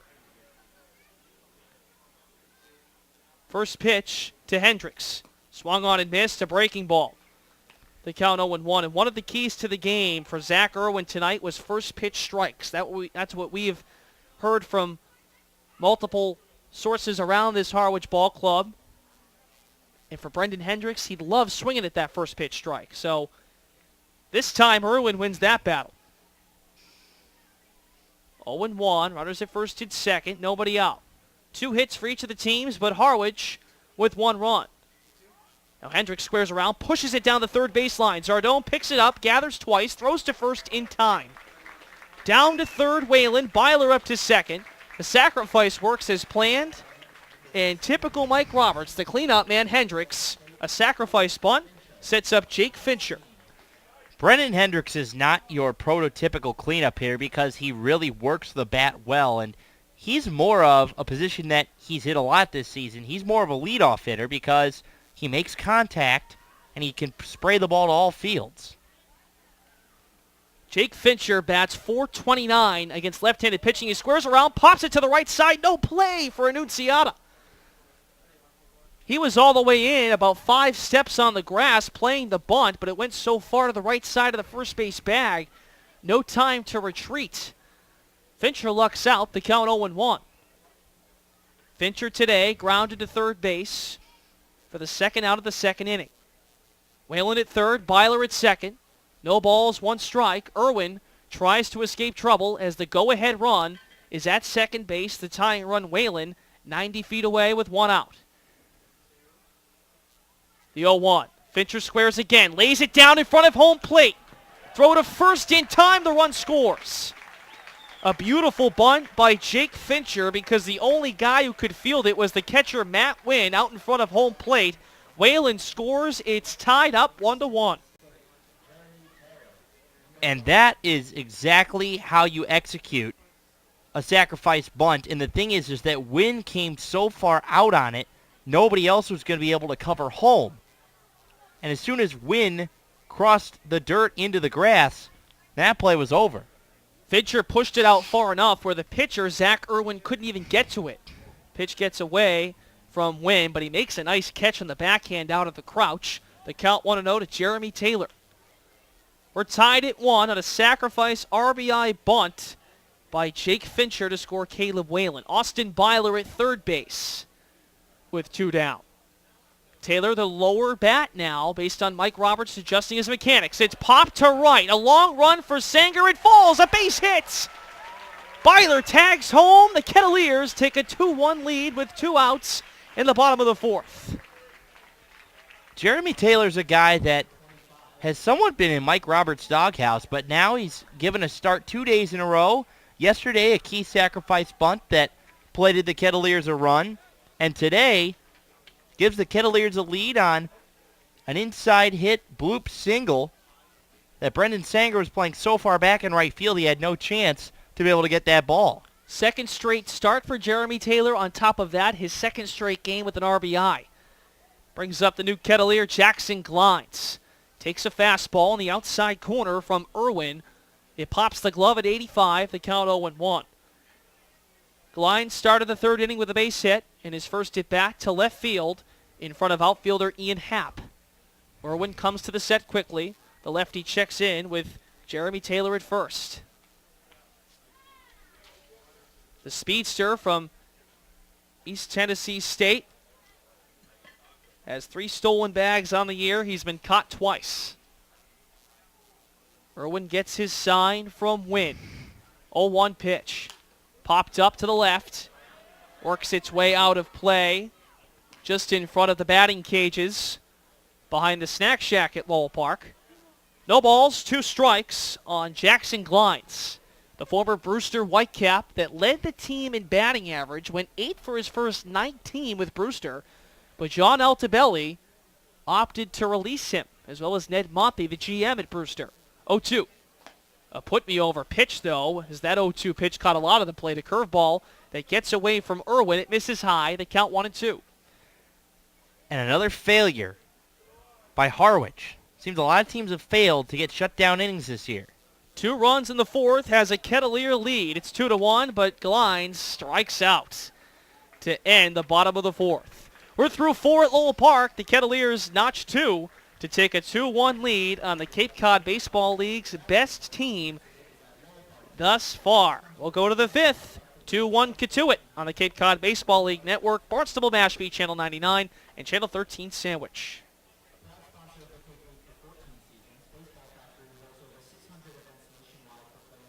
Chatham Bars Inn is a leading sponsor of the Cape Cod Baseball League, celebrating its 100th anniversary. A Cape League sponsor for over 20 years. Today's broadcast is brought to you in part by Cape Cod Healthcare. Care where you need it, when you need it. The Kettleers and Katuitt Athletics Association want to welcome Bank of Cape Cod as a premium sponsor and member of the Executive Kettleers Club. Bank of Cape Cod is a locally owned and managed commercial and community bank. Today's broadcast is proudly sponsored in part by Curry College, located in Milton, Massachusetts. It offers undergraduate and graduate degrees. Today's broadcast is brought to you in part by iHealth Services, proud sponsor of the Cape League for 14 years. Today's broadcast is proudly sponsored in part by Curry College, located in Milton, Massachusetts. It offers undergraduate and graduate degrees. Today's broadcast is brought to you in part by Cape Cod Healthcare. Care where you need it, when you need it. Chatham Bars Inn is a leading sponsor of the Cape Cod Baseball League, celebrating its 100th anniversary. A Cape League sponsor for over 20 years. Harwich Mariners took the early lead, scoring a run in the top of the fourth, but a failure to get a shutdown inning as the Kettleers strike for 2 in the bottom half of the fourth. Top of the fifth here, Logan James out for his 5th inning of work. Angelo Amendolara leads off, the shortstop from Jacksonville University. First pitch breaking ball misses low for ball 1. Amendolara grounded out 6-3 back in the third. Righty-lefty matchup. Chopper to third, gets past Whalen. Taylor on the backhand, fires, wide. Infield single for Angelo Amendolara. The Mariners have the leadoff man aboard for Alex Perez. Perez, as we made mention of earlier, has started 170 games at Virginia Tech. He was college teammates with 2013 Harwich Mariner Mark Zagunis, who was a third-round pick in the 2014 draft of the Chicago Cubs. Good-sized lead at first for Amendolara. First pitch fastball misses high and away to Perez for ball 1. Perez this season in Blacksburg hit .249 with a .347 OBP. James sets, looks at first, throws over, and back safely is Amendolara. Amendolara has 2 stolen bases on the young season. He's been caught once. Caleb Whalen in on the grass at third. Amendolara going, hit and run, hit right to Whalen. Whalen looks to second, elects not to throw there, throws to first to retire Perez. Score that 5-3 on the sacrifice, friends. Moving to second, Amendolara. Mariners have a runner in scoring position with only 1 out. Order turns over for Kyle Barrett. Kyle Barrett has grounded out to second base twice, once in the first, once in the third, as he bats here in the 5th, and Kettleers getting some action going in the bullpen down the left field line. Lefty-lefty matchup, Logan James, as Adam Witt starts to loosen. The Submariner from Nevada, first pitch, changeup, middle out, hits the paint, strike 1 on the Mariners center fielder from the University of Kentucky. Holds the bat high above his head, waggles it a few times. James looks back at Perez, pulls the string on a curveball. 0-2 as Barrett took that one right down the middle of the plate. Kettleers will travel to Spillane Field across the bridge tomorrow to face the 4-11 Wareham Gatemen. Right sets to the outside in the 0-2. Chop to Dalton Doolin at second. Picks it up. Fires across.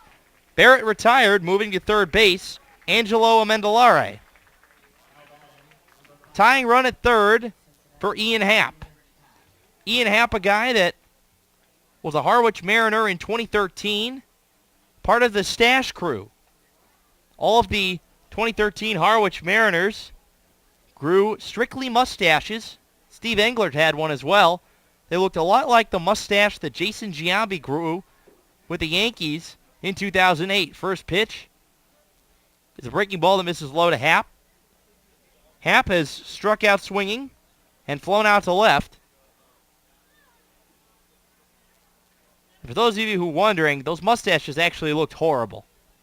1-0, breaking ball, pulled the string on him. Curve at 73, catches the low outside corner. Count even at 1-1. Not that I'm a mustache aficionado. They just were not a good look because there wasn't any beard. It was just a mustache. 1-1. Fastball. Catches the low outside corner. 1-2 on Ian Happ. That isn't to say that the rally stash doesn't work for some people. It's just some people don't look good with a mustache. 1-2. Curve in the dirt. Good block by Rice to prevent Alex Perez from coming home. It's the first time I'd seen Steve Englert this season before the game without any facial hair. I was kind of shocked. 2-2 offering on the way. 2 outs.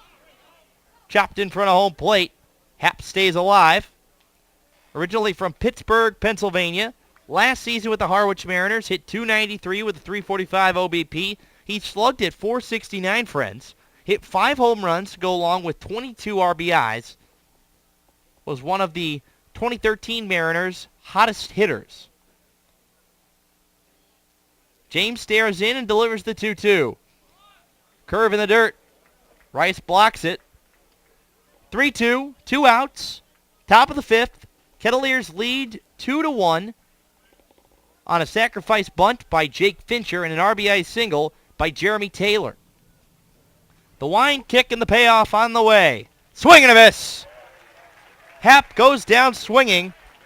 And for Logan James, his 6th strikeout in 5 innings. We'll head to the home half of the 5th. Kettleers lead this one 2-1. You're locked into Kettleers Baseball on the Cape Cod Baseball League Network, Barnstable Mashpee Channel 99, and Channel 13 Sandwich. Stay with us, friends. Today's broadcast is proudly sponsored in part by Curry College, located in Milton, Massachusetts. It offers undergraduate and graduate degrees. The Kettleers and Katuitt Athletic Association want to welcome Bank of Cape Cod as a premium sponsor and member of the Executive Kettleers Club. Bank of Cape Cod is a locally owned and managed commercial and community bank. Today's broadcast is brought to you in part by Cape Cod Healthcare. Care where you need it, when you need it. Today's broadcast is brought to you in part by iHealth Services, proud sponsor of the Cape League for 14 years. Chatham Bars Inn is a leading sponsor of the Cape Cod Baseball League, celebrating its 100th anniversary, a Cape League sponsor for over 20 years. Today's broadcast is proudly sponsored in part by Curry College, located in Milton, Massachusetts. It offers undergraduate and graduate degrees. Chatham Bars Inn is a leading sponsor of the Cape Cod Baseball League, celebrating its 100th anniversary, a Cape League sponsor for over 20 years. The Kettleers and Katuitt Athletic Association want to welcome Bank of Cape Cod as a premium sponsor and member of the Executive Kettleers Club. Bank of Cape Cod is a locally owned and managed commercial and community bank. 8-9-1 due up for the Kettleers against Zach Irwin, the lefty from Clemson. So far today, Irwin has allowed 2 runs on 3 hits in 4 innings of work as Matt Wynn fires down to second base. Doolin steps to the plate, the switch hitter from the University of Mississippi. Doolin grounded out 3-1 back in the 3rd. A nice play by Zach Irwin, covering the bag on a difficult ground ball that Sal Annunziata fielded cleanly, but off balance. Doolin steps in. The switch hitter stands at 5'9", 170 from Memphis, but attends the University of Mississippi. High hopper to the second baseman Perez. Fires on to first. 1 pitch, 1 out. As soon as that chopper from Dalton Doolin hit the edge of the infield grass, it popped straight in the air, and it caught Perez off guard, but he recovered and threw on the run to get the speedy Dalton Doolin. Here's Ian Rice, the 9th-place hitter, the catcher from Chipola College. Rice struck out swinging back in the third. Right-handed hitter, slightly open stance, holds the bat 45 degrees over his shoulder. First pitch fastball misses high and away for ball 1. Just past the 6:15 hour. We're in the bottom of the 5th. 2-1 Cotuit. I'm Greg Moraz giving you the action. 1-0, fouled straight back to the screen. Count even at 1-1. Coming into tonight's game, friends, Ian Rice on the season, hitting an even 200. 4 hits in 20 at-bats. He's been splitting time with Casey Schroeder behind the plate. Mariner infield is back. 1-1. Breaking ball at the knees on the outside corner. 1-2 the count on Rice. Cal Barrett, the center fielder, shaded 3 steps to the left of dead center field. The rest of the Mariners' outfield is playing normal depth. Infield is back at all positions. 1-2, chop foul to the left side of the home plate screen. On deck, the leadoff man, Logan Taylor. Taylor hitting in the leadoff spot for the second consecutive night. 1-2, 1 out. Kettleers in their home pinstripes with maroon lettering and maroon numbers. 1-2, fastball high and away. Count even at 2. Mariners are in their warm-ups. A team has the option to play in their warm-ups if they feel it's too hot. The Mariner warm-ups are blue with white lettering. Check swing, appeal down to first. First base umpire, John Patala, says that Rice didn't go around. 3-2, 1 out. Payoff upcoming. Mariners wearing red hats with the Harwich Mariners logo, which is an H with the little Seattle Mariner baseball with spikes coming out of it. 3-2, fouled straight back. We'll do the payoff again. Harwich has an alternate logo, which is on their chest of these practice warm-ups near where you would hold your hand over your heart. It's a Harpoon M, which is also on their home hats. 3-2, on the way again to Ian Rice. Fastball high and away. Rice draws a walk. A 1-out base runner. Order turns over for Logan Taylor. A great story, actually, about the Harwich Mariner Harpoon M hat. Kyle Kubat, who pitched for the Bourne Braves in 2013, attended the All-Star Game, the Friendlies Cape League All-Star Game, which will be at Doran Park in Bourne, ironically enough, this season. Steve Englert is coming out. He has not made a move just yet. There is some action in the Harwich Mariner bullpen.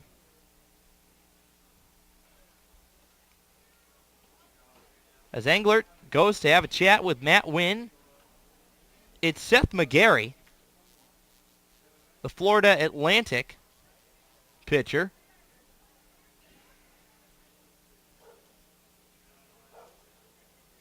Although McGarry is just loosening up with his left hand, which is odd because he's listed as a right-handed pitcher. But back to the story. Merchandise from all 10 teams at the Merchandise Village at the All-Star Game. And Kyle Kubat, he played for Bourne. But because he loved the hat so much, he bought 3 Harwich Mariner Harpoon M hats just to wear around because they looked good. First pitch to Logan Taylor, snap throw to first, in safely Ian Rice. I just find that very funny and very endearing to the character of who Kyle Kubat was, the fact that he played for Bourne but would buy 3 hats from a team that he didn't play for because they looked good. 1-0, fastball at the knees, taken for strike 1. Taylor 0 for 2 on the ballgame, friends. Grounded out to shortstop in the first and flew out to left in the third. Taylor playing shortstop today. First time since his second game of the season against Hyannis that he has made the start at short. 1-1. Fastball misses low and in. Count to 2-1 on Taylor. Annunziata holding on Ian Rice at first, although not a very big lead for Ian Rice. Only about a 3-step lead. Rice in a crouch. Irwin looks over. 2-1 offering. Taylor skies it out of play to the right side. Count even at 2-2 on Logan Taylor on deck. Caleb Whalen, the third baseman from the University of Portland.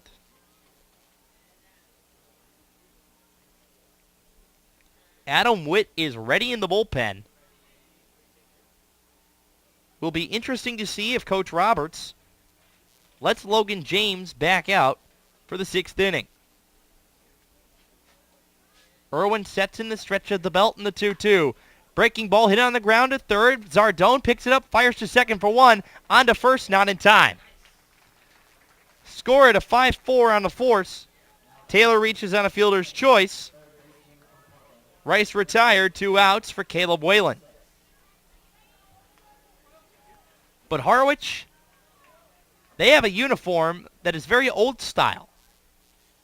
Long sleeves and full-length pants. Looks like something out of the 1920s in which they wear that Harpoon M hat. First pitch breaking ball to Caleb Whalen, pulls the string on him.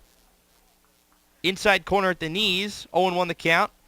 Whalen 2 for 2, a pair of singles in the first and fourth respectively. He also scored the first run of the ball game for the Kettleers on Jake Fincher's RBI suicide squeeze. Throw over to first, but back safely, Logan Taylor.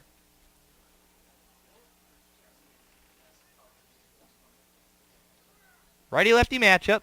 Irwin sets in the 0-1. Hit on the ground to the second baseman, Perez. He flips to second, gets the force, inning over. Kettleers get a base runner on, but do nothing with it. We're through 5 at Lowell Park. Kettleers cling to a 2-1 lead.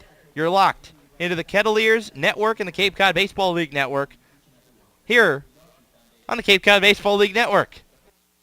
Today's broadcast is brought to you in part by iHealth Services, proud sponsor of the Cape League for 14 years. The Kettleers and Cotuit Athletic Association want to welcome Bank of Cape Cod as a premium sponsor and member of the Executive Kettleers Club. Bank of Cape Cod is a locally owned and managed commercial and community bank. Today's broadcast is proudly sponsored in part by Curry College, located in Milton, Massachusetts. It offers undergraduate and graduate degrees. Today's broadcast is brought to you in part by Cape Cod Healthcare. Care where you need it, when you need it. Chatham Bars Inn is a leading sponsor of the Cape Cod Baseball League, celebrating its 100th anniversary. A Cape League sponsor for over 20 years. The Kettleers and Cotuit Athletic Association want to welcome Bank of Cape Cod as a premium sponsor and member of the Executive Kettleers Club. Bank of Cape Cod is a locally owned and managed commercial and community bank. Today's broadcast is proudly sponsored in part by Curry College, located in Milton, Massachusetts. It offers undergraduate and graduate degrees. Today's broadcast is brought to you in part by iHealth Services, proud sponsor of the Cape League for 14 years. Chatham Bars Inn is a leading sponsor of the Cape Cod Baseball League, celebrating its 100th anniversary. A Cape League sponsor for over 20 years. Today's broadcast is brought to you in part by Cape Cod Healthcare. Care where you need it, when you need it. Today's broadcast is proudly sponsored in part by Curry College, located in Milton, Massachusetts. It offers undergraduate and graduate degrees.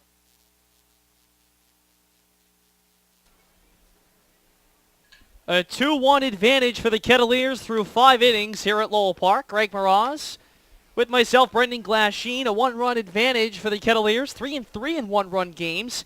And a new pitcher on for Logan James, the right-handed hurler from Nevada, Adam Witt. Adam Witt leads the Cape League in ERA with 0. He's not given up a run in 12 1/3 innings pitched. He's only given up 5 hits. He struck out 7. He also has 3 wins, which in relief in this now his 7th appearance, also leads all Cape Cod League pitchers. So Witt's a guy that has pitched more than 3 innings on several occasions, and if my memory serves me right, this could be a situation where he goes at least 3. He's appeared in 6 games this year for Mike Roberts as he hurls a fastball down the dish for a strike to Sal Annunziata, the 3-hitter. 3, 4, and 5 expected to bat for Steve Englert's Harwich Mariners. The 0-1 trails outside to the right-handed hitter of Seton Hall. The count 1-1. Witt last appeared at Brewster 3 days ago at Stony Brook Field on June 25th. Logged an inning, allowed 1 hit, faced 4 batters. A changeup drops just below the knees for a strike. 1 ball, 1 strike to Annunziata. And now it's time for your Coca-Cola of Cape Cod scoreboard update. Only 1 game in progress right now. Chatham leads Brewster 3-2 in the bottom of the 5th. 1-2, framed on the outside corner by Rice. It misses a tad outside. 2-2. I should correct myself. Bottom of the 1st at McKeon Park in Hyannis. No score between the Bourne Braves and the Hyannis Harbor Hawks. Just about to get underway in Falmouth between the Gatemen and the Commodores. 2-2 offering outside again. This time a fastball too far and away. The count runs full 3-2 to Annunziata. 7 p.m. start at Eldridge Park as the Whitey Red Sox set to square off against the Orleans Firebirds. Annunziata scored on Sanger's double to plate Harwich's only run. Grounded down the third baseline, picked up by Whalen, but announced foul by Jeff Keeney, the third base umpire tonight. 3 hits apiece for each team, but 1 run more for Cotuit. Just about 6:30 here at Lowell Park. The 3-2 pitch on the way to Annunziata, the first baseman.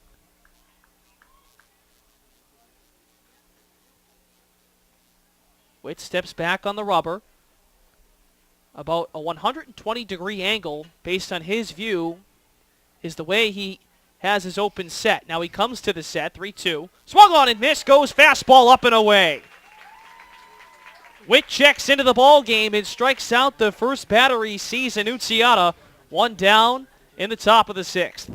Witt has got the type of stuff that is so lethal because it cuts across the zone so sharply that hitters are going to swing at the middle of the zone because when the ball comes into their vision, they want to swing at the middle of the zone, but the ball always tails to the outside.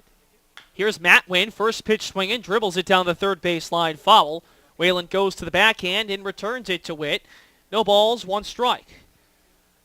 I'd have to agree that sidearmish delivery by Adam Witt. Of course, the sidearm delivery is one that Mike Roberts cherishes a lot for his pitching staffs. Wynn, a slight open stance with a white and blue socks. Takes it outside for a ball. 1 ball, 1 strike to Matt Wynn. Today, 0 for 1 in the game. Struck out looking on a changeup by Logan James to end the first inning. Doubled and reached third base in the 4th. His 1-1.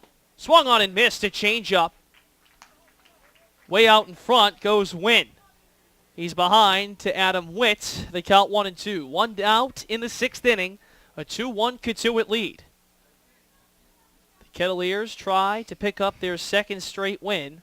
Since losing 2 straight, outscored 22-2. Another changeup, swung on and missed. Witt goes with back-to-back changeups to retire Wynn. A fastball via the fastball, or a strikeout via the fastball, and a strikeout via the changeup. 2 down for Witt in the 6th. His stuff is on today, and when you can tell that Adam Witt has his stuff on, it's when he's controlling the break on his fastball. And that's what most submarine pitchers would say. After this batter, I have a little montage of an explanation on that. Fastball misses outside to the left-handed hitting Sky Bolt. Bolt a switch hitter, 0 for 2 today against Logan James. Bolt via the strikeout. In the 2nd inning, he struck out on a changeup. In the 4th, struck out looking at a curveball, 0-1. Changeup gets away from Witt. It slings off his fingertips away from Rice. 1 ball, 1 strike. I did a feature on the art of pitching this season at Northwestern, and Northwestern's closer is also a sidearmer, Jack Quigley. Shout out to Mr. Quiggs. He explained to me that for submarine and sidearm pitchers that the break is what makes the pitch. 1-1, changeup, cuts back on the inside corner, but too far inside. 2 balls, 1 strike to Sky Bolt. It's a combination of forearm action, wrist action, and grip position.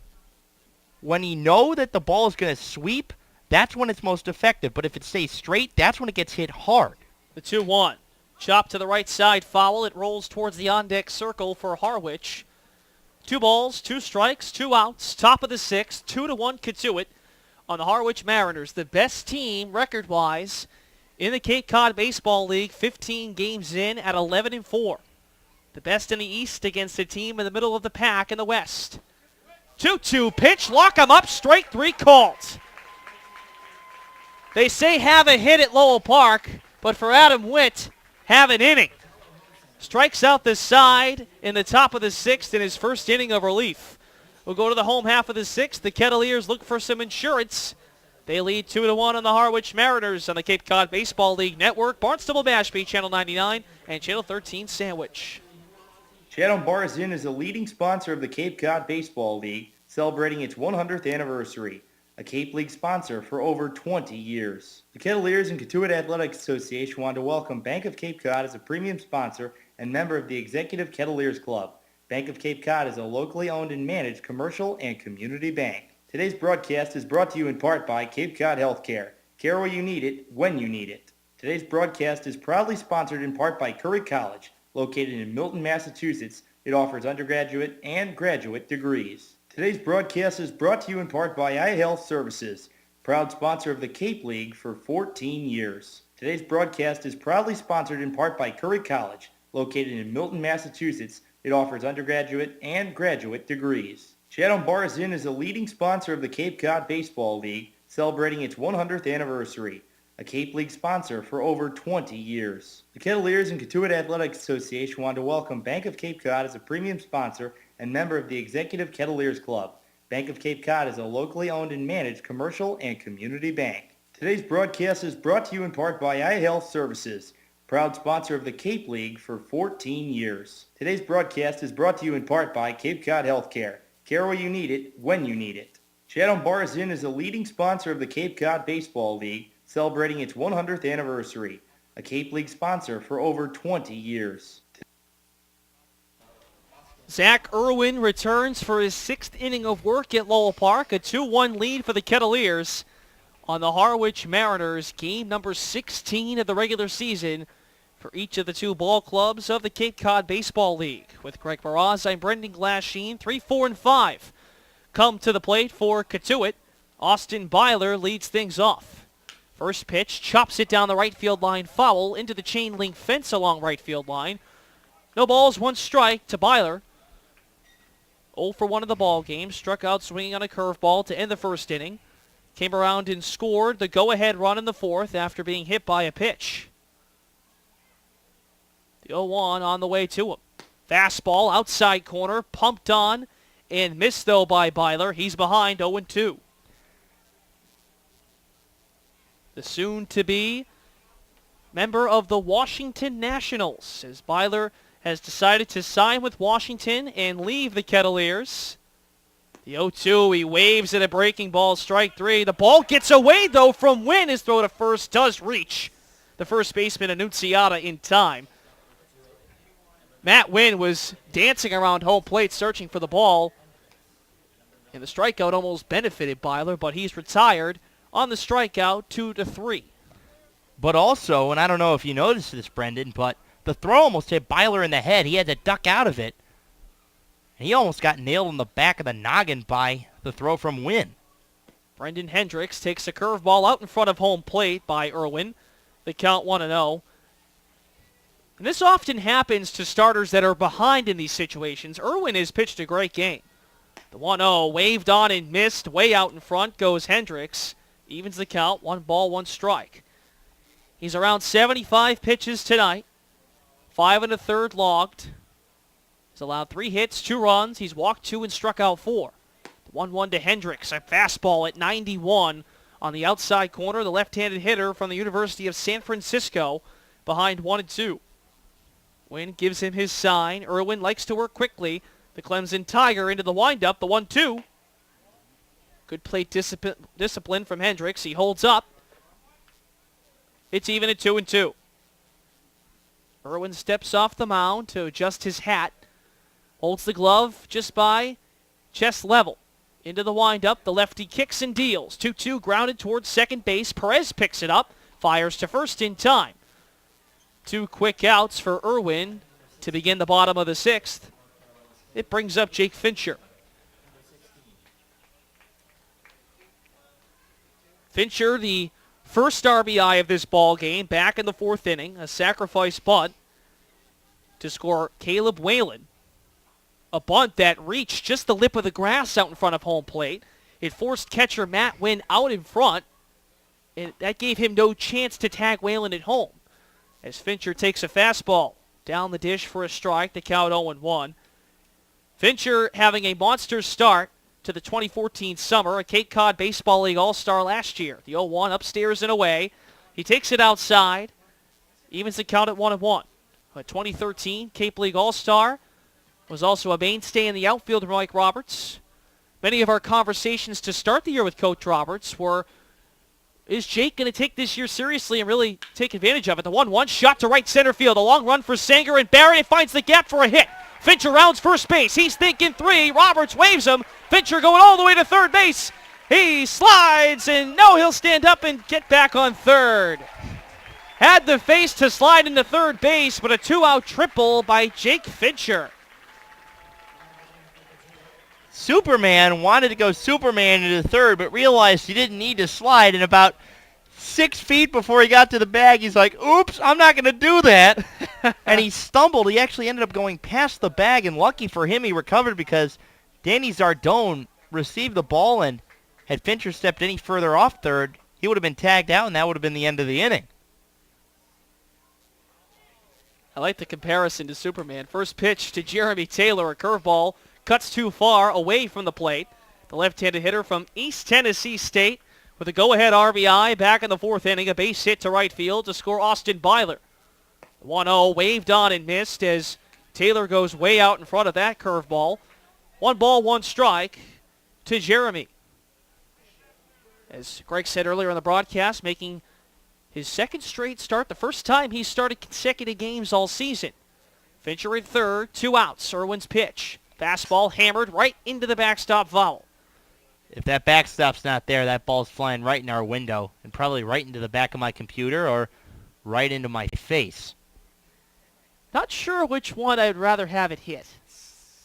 My face. My computer's too valuable. Wow. After the number of comments you've made against your MacBook Pro. 1-2. And Taylor goes down, lunges at strike 3, a pitch way off the plate. Fincher a 2-out triple, but Taylor strands him at third. We'll go to the 7th at Lowell Park, 2-1 Katuitt on the Harwich Mariners. The Cape Cod Baseball League Network, Barnstable Mashpee, Channel 99 and Channel 13 Sandwich. Today's broadcast is proudly sponsored in part by Curry College, located in Milton, Massachusetts. It offers undergraduate and graduate degrees. Today's broadcast is brought to you in part by iHealth Services, proud sponsor of the Cape League for 14 years. Chatham Bars Inn is a leading sponsor of the Cape Cod Baseball League, celebrating its 100th anniversary, a Cape League sponsor for over 20 years. Today's broadcast is brought to you in part by Cape Cod Healthcare. Care where you need it, when you need it. The Kettleers and Katuitt Athletics Association want to welcome Bank of Cape Cod as a premium sponsor and member of the Executive Kettleers Club. Bank of Cape Cod is a locally owned and managed commercial and community bank. Today's broadcast is brought to you in part by iHealth Services, proud sponsor of the Cape League for 14 years. The Kettleers and Katuitt Athletics Association want to welcome Bank of Cape Cod as a premium sponsor and member of the Executive Kettleers Club. Bank of Cape Cod is a locally owned and managed commercial and community bank. Today's broadcast is brought to you in part by Cape Cod Healthcare. Care where you need it, when you need it. Today's broadcast is proudly sponsored in part by Curry College, located in Milton, Massachusetts. It offers undergraduate and graduate degrees. Chatham Bars Inn is a leading sponsor of the Cape Cod Baseball League, celebrating its 100th anniversary, a Cape League sponsor for over 20 years. Today, 7th. Top of the 7th at Lowell Park, a 2-1 lead for the Kettleers. One defensive change for Mike Roberts out in left field, the newest Kettleer. Greg, give us an introduction to Colin Shaw. First pitch swung and fouled to the left side by Brendan Sangor. Goes foul into the stands and into trees. The count 0-1. It's 6, 7, and 8 coming to the plate for Harwich. Sanger is 6 foot, 199-pound junior from Austin, Texas. Went to Westlake High School, makes his debut with the Kettleers. Change up, notches the outside corner. Witt's ahead 0-2. Adam Witt made his first relief stint of the season back against the YD Red Sox. A game in which the Kettleers got their first win of the year here at Lowell Park. Witt works in his second inning of relief, struck out the side in order in the sixth. 0-2, a fastball off the plate to the left-handed hitting Brendan Sangor. The count, 1-2. This season for the Texas Longhorns, Shaw hit at 264. 1-2. The slider doesn't cut around, but that had some nasty movement from left to right. The count evens at 2-2. Infield and outfield at normal depth for Mike Roberts' Kettleers in search of win number 8 on the season to pull to 500, not 300. That was a few games ago. 2-2. Curveball too far and inside. It's a full count now on Sangor. Shaw made 56 starts this season for the Longhorns. He drove in 23 runs. He had a fielding percentage of .991, so he's a very good fielder. Played in 61 games, had 193 at-bats, 51 hits. A member of the Houston All-Regional team. Grounded towards second. A long run for Doolin. He tries to scoop it with the glove, but he can't make the play. It goes off the lip of it. Sangor reaches first. Most likely an infield single. Witt charged his way towards the baseball to his left off the rubber, but opted to allow Doolin to go for it. It's an infield single, 4th hit of the game for Harwich, the tying run at first base. This is where Steve Englert can play small ball. Brings up Danny Zardone, the LSU third baseman, 0 for 2. A short lead off first base for Sangor. Witt checks over at first base with Byler. And I have just spotted in the crowd, standing next to GM Bruce Murphy, the parents of now national champion and a man who will be activated tomorrow, Rhett Wiseman, outfielder from Vanderbilt and returning Kettleer. Witt's first pitch upstairs to Zardone. They count 1-0. Zardone grounded to second in the second inning to end that inning and flew to left field to end the 4th inning. Caleb Whalen, even with the bag, towards the lip of the grass at third base. The 1-0. Trails too far and away to the right-handed hitting Zardone. It's 2-0. Adam Witt leads the Cape Cod Baseball League in wins as well as ERA at 0.00. That means he's done something right. No one has touched home plate against him. The 2-0. Change up on the outside corner. They count 2-1. But he's got himself in a bit of a jam here, and Steve Englert hasn't laid down a bunt sign yet for Zardone, and don't know if he necessarily will. A one-run game, games in which the Kettleers are 3-3. The pitch, shot to right down the right field line. A long run for Glines. He makes the catch. The throw to first to double him off. It's offline. Byler goes full extension. Luckily, Ian Rice there to back it up. A big first out. Nice play by Jackson Glines in right field. A lot of range to cover. Down the right field line, he makes the catch. 1 out in the top of the 7th. The 2-1 lead still holds for Cotuit. As Rice goes out now to talk to Adam Witt, and as Angelo Amendolara comes to the plate, this is the type of situation where you really have to think your way through. A lot of times pitchers just pitch, but now Witt has to think exactly where does he want to pinpoint each pitch, exactly where does he want to have the ball go on the ground, because he's the type of guy that, with the type of break he puts on his pitches, he can induce ground balls just like that. Now, Amendolara asked for time, but you mentioned how pivotal it is that Steve Englert plays small ball. In that case, we didn't even see Zardone show bunt. Sangor's at first with 1 out. First pitch of the at-bat to Amendolara. Misses inside. The count 1-0 to the Jacksonville shortstop. Grounded to short in the 3rd. Singleton reached third base in the 5th. The tying run was left stranded back in the 5th inning. Now we're in the 7th. The tying run at first. A fastball at 86 evens the count at 1-1. You have to look at the philosophy this way. Harwich has 4 hits in 6+. They're not hitting today. So if you get a guy on, you want to get him into scoring position. Infield and double play depth, the 1-1 pitch. Too far and outside as Rice works left to right out of the zone to make the catch. 2-1 the count to Angelo Amendolara.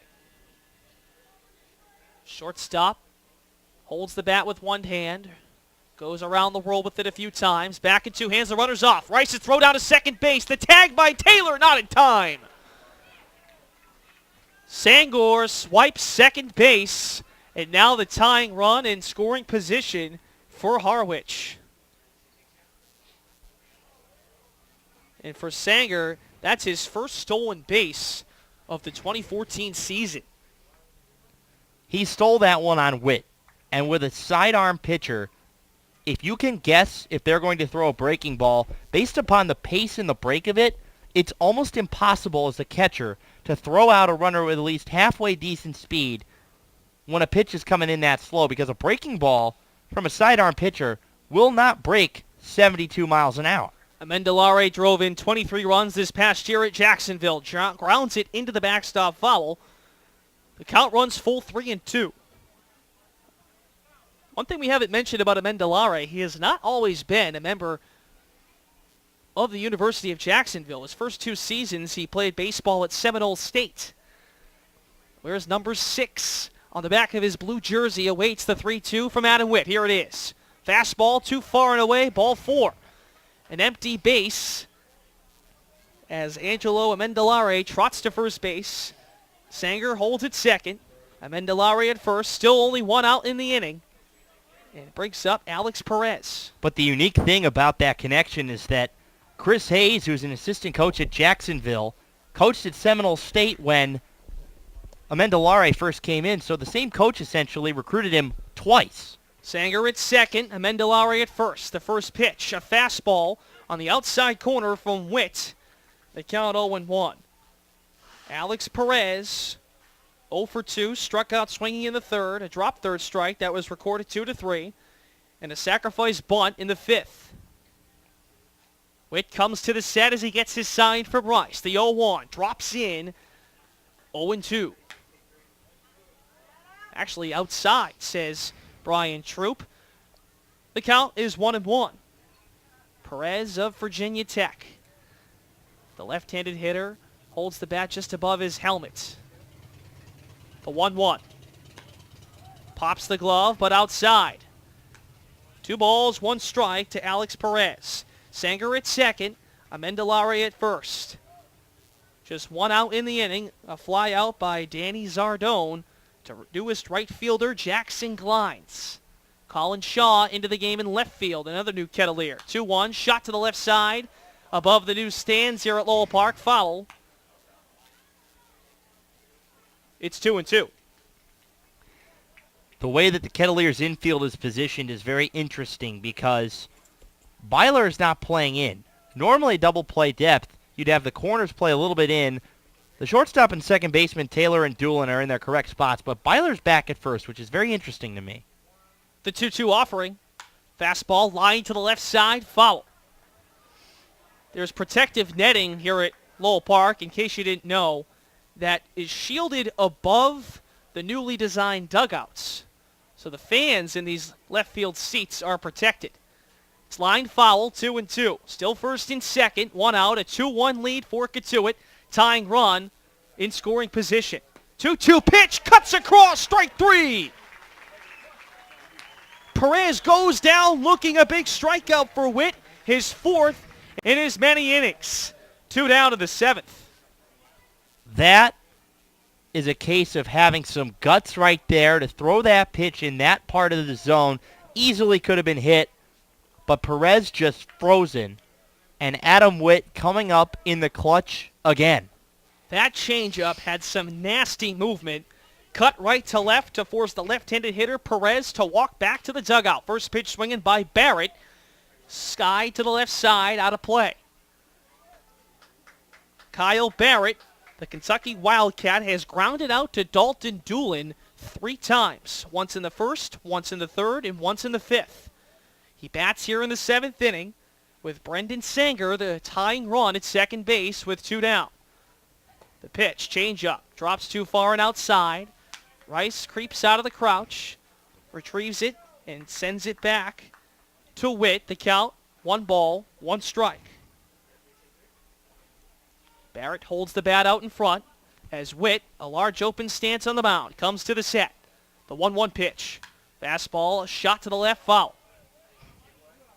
Witt's ahead, 1-2. The one thing I think Kyle Barrett has going for him, he's put the ball in play all 3 times, but all via the ground ball. Caleb Whalen has crept up to be even with the bag. Outfield is a bit in for Mike Roberts. The 1-2 pitch on the way from Witt. Outside. Fastball at 87, 2-2. Brendan Sanger led off the inning with a base hit. Danny Zardone flew out to right field. Angelo Amendelare walked. Alex Perez struck out. First and second, 2 outs, a 2-1 lead for Katuitt. 2-2 from Witt. Fastball popped up. Out of play once more. We'll do the 2-2 again. Witt's been pretty much outer half this entire at-bat. Does he switch it up? That's the one danger with a right-handed submariner, is that you have a lot of time to wait if you throw a pitch on the inner half to a left-hander, and that's where they can hit it hard. He gets his sign from Rice. The 2-2 to Barrett. Outside corner, but misses low. Ian Rice had to remove his glove from the spot he had it to lower in the dirt. 3-2, 2 outs. The runners will be in motion. Sanger at second base. Amendelare at first. 2 outs for Witt. Can he escape this inning and send the Kettleers back to the dugout? The 3-2 outside, ball 4. That's the 45th pitch of the evening for Adam Witt. And now the bases are loaded with 2 outs for Harwich. And not only that, the bases are loaded for by far Harwich's most consistent hitter in Ian Happ, a guy who has hit the ball extremely hard. And Mike Roberts is coming out to the mound like he wants to make a pitching change, but there's nobody loosening in the bullpen. This looks like Adam Witt's game to finish as Roberts now comes out to discuss the approach for Adam Witt against Ian Happ. Happ tonight 0 for 3. Struck out swinging twice on curveballs, once in the first inning and once in the 5th inning. And now Adam Witt with 44 pitches on the night, so one shy of the 45 I said moments ago, but he's at this many pitches with still 2 innings to go. We've seen him go long relief so far this year, but now some action in the pen. Looks like might just be some stretching going on in the bullpen for Katuitt. The batter, Ian Happ, the Cincinnati Bearcat, a golden opportunity for his Mariners. Bases loaded. Sanger at third. Amendelare at second. Barrett at first. Happ gets his sign from Rice. First pitch to him. Fastball right down the dish at 84. It paints the outside corner. They count 0-1.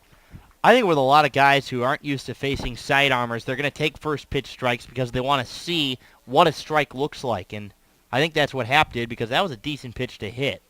The sidearm hurler from Nevada comes to the set. The glove behind his back. The 0-1.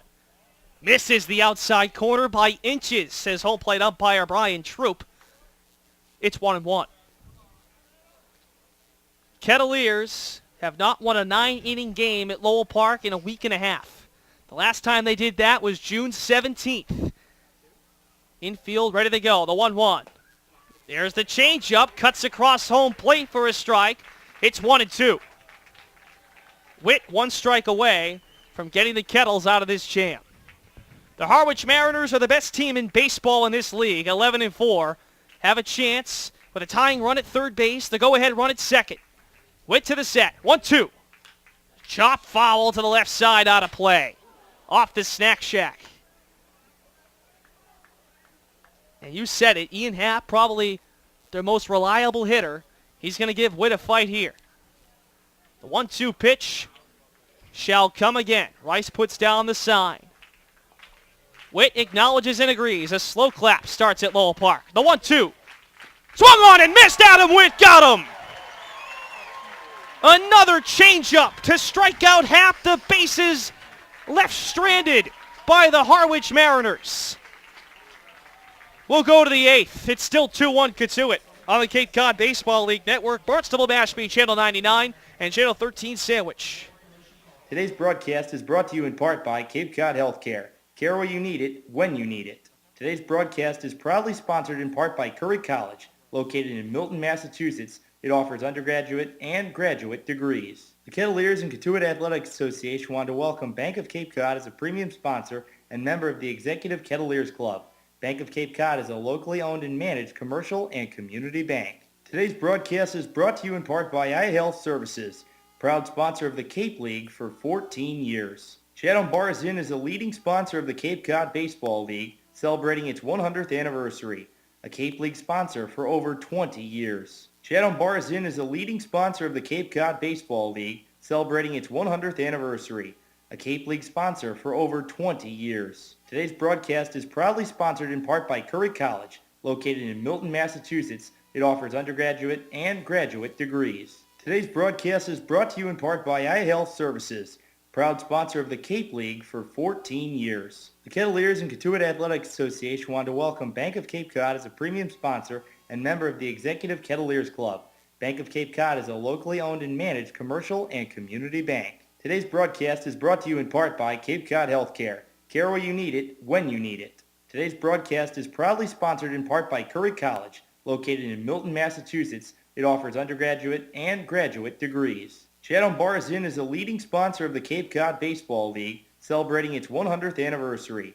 A Cape League sponsor for over 20 years. Today's broadcast is brought to you in part by Cape Cod Healthcare. Care where you need it, when you need it. The Kettleers and Cotuit Athletics Association want to welcome Bank of Cape Cod as a premium sponsor and member of the Executive Kettleers Club.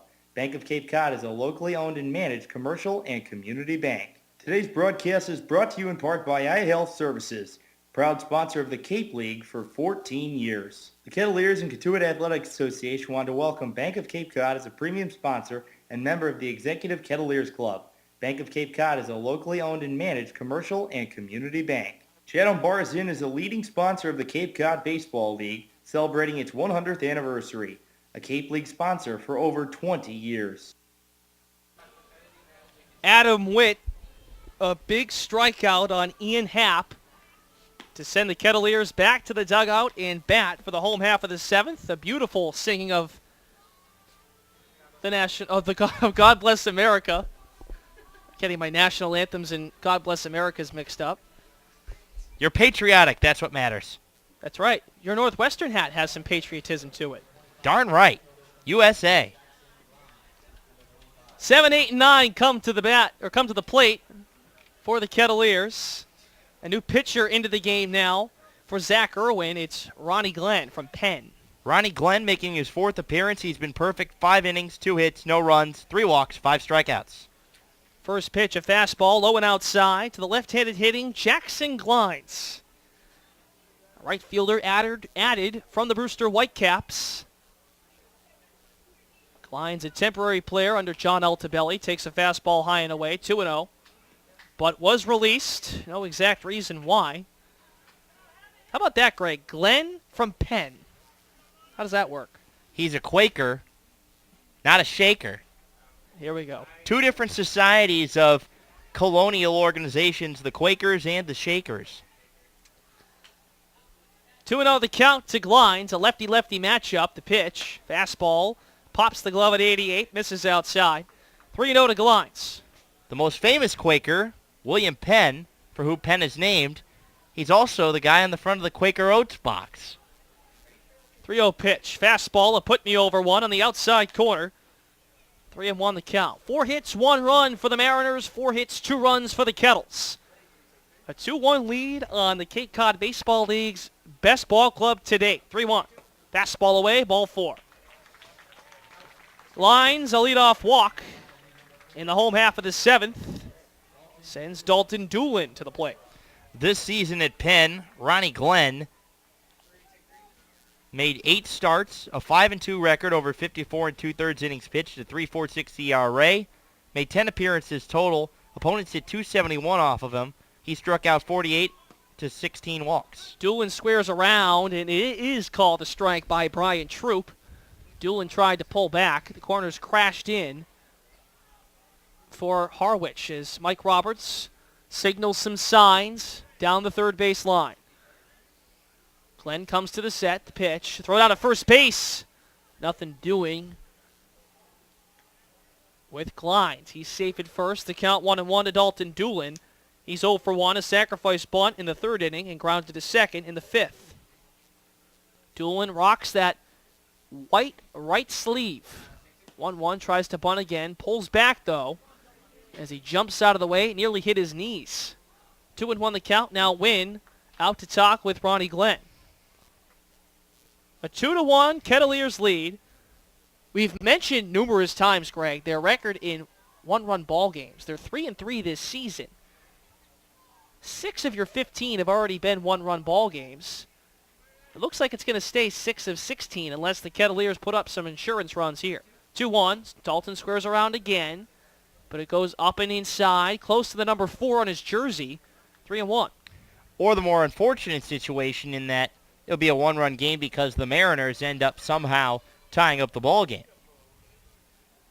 3-1 pitch. Doolin squares again, but pulls back, ball 4. Doolin down to first. Glines up to second. First and second, nobody out for Ian Rice. Ronnie Glenn clearly does not have it. He has not been able to throw strikes anywhere near the middle of the zone, let alone anywhere on the corners. And Steve Englert might want to get some more action up in the bullpen because if Ronnie Glenn continues like this, the Kettleers are going to put this game out of reach because the way that patterns go, when you're not throwing strikes, then you overcompensate and you give meatballs. And meatballs, which are basically get me over fastballs right down the plate, get hit really hard. And Steve Englert just read my mind. Englert out to make a pitching change or possibly just have a discussion with Ronnie Glenn because there's some light throwing out in right field beyond the 320 marker here at Lowell Park. That's where the visitors' bullpen is stationed. It's a right-hander going.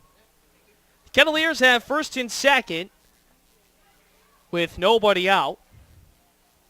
The Kettles trailed this game through 3.5 innings.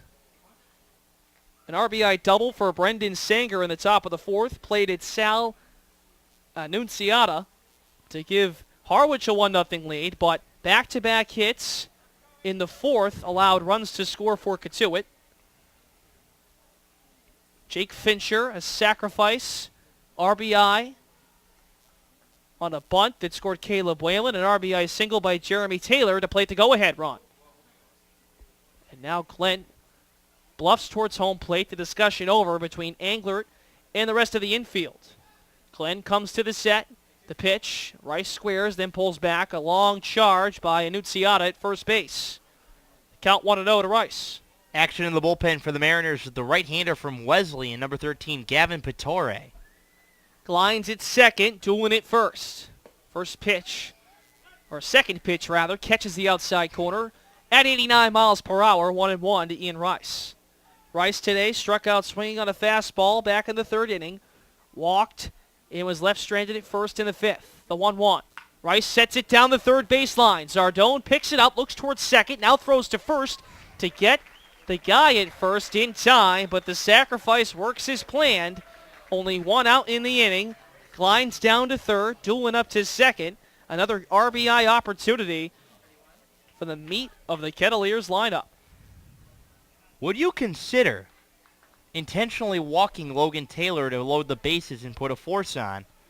Englert looks like he's going to pitch to him, but it's a worthwhile thought because that way you get a force at every bag. That's the fourth sacrifice bunt of the night. Taylor looks to square now, and he pulls back. Last night in Hyannis, the Kettleers beat the Harbor Hawks 6-2. They had 5 sacrifice bunts. Logan Taylor didn't have any sacrifices because he had a home run in the 8th inning. It's 1-0 to Taylor, the pitch.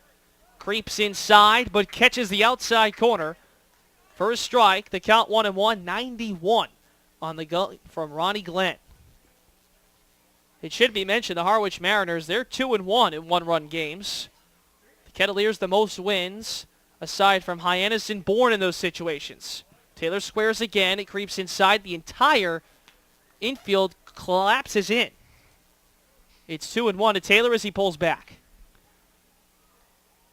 Glines at third, Doolin at second. Back-to-back walks to start the inning. allows Ian Rice to sacrifice them over in scoring position. A 2-1 lead for Katuitt. It could be more. The pitch. Taylor waves through it. A lunging swing. Breaking ball catches him off guard. It's 2-2. That was a swing where Taylor got way out ahead of it, realized that he was out ahead of it, and just lunged at it to try and get any semblance of the drop-off of the breaking ball. Outfield at normal depth, the infield in. 2-2 pitch in the dirt again, just by the right foot of Taylor. Wynn picks it up, returns the baseball to Glenn.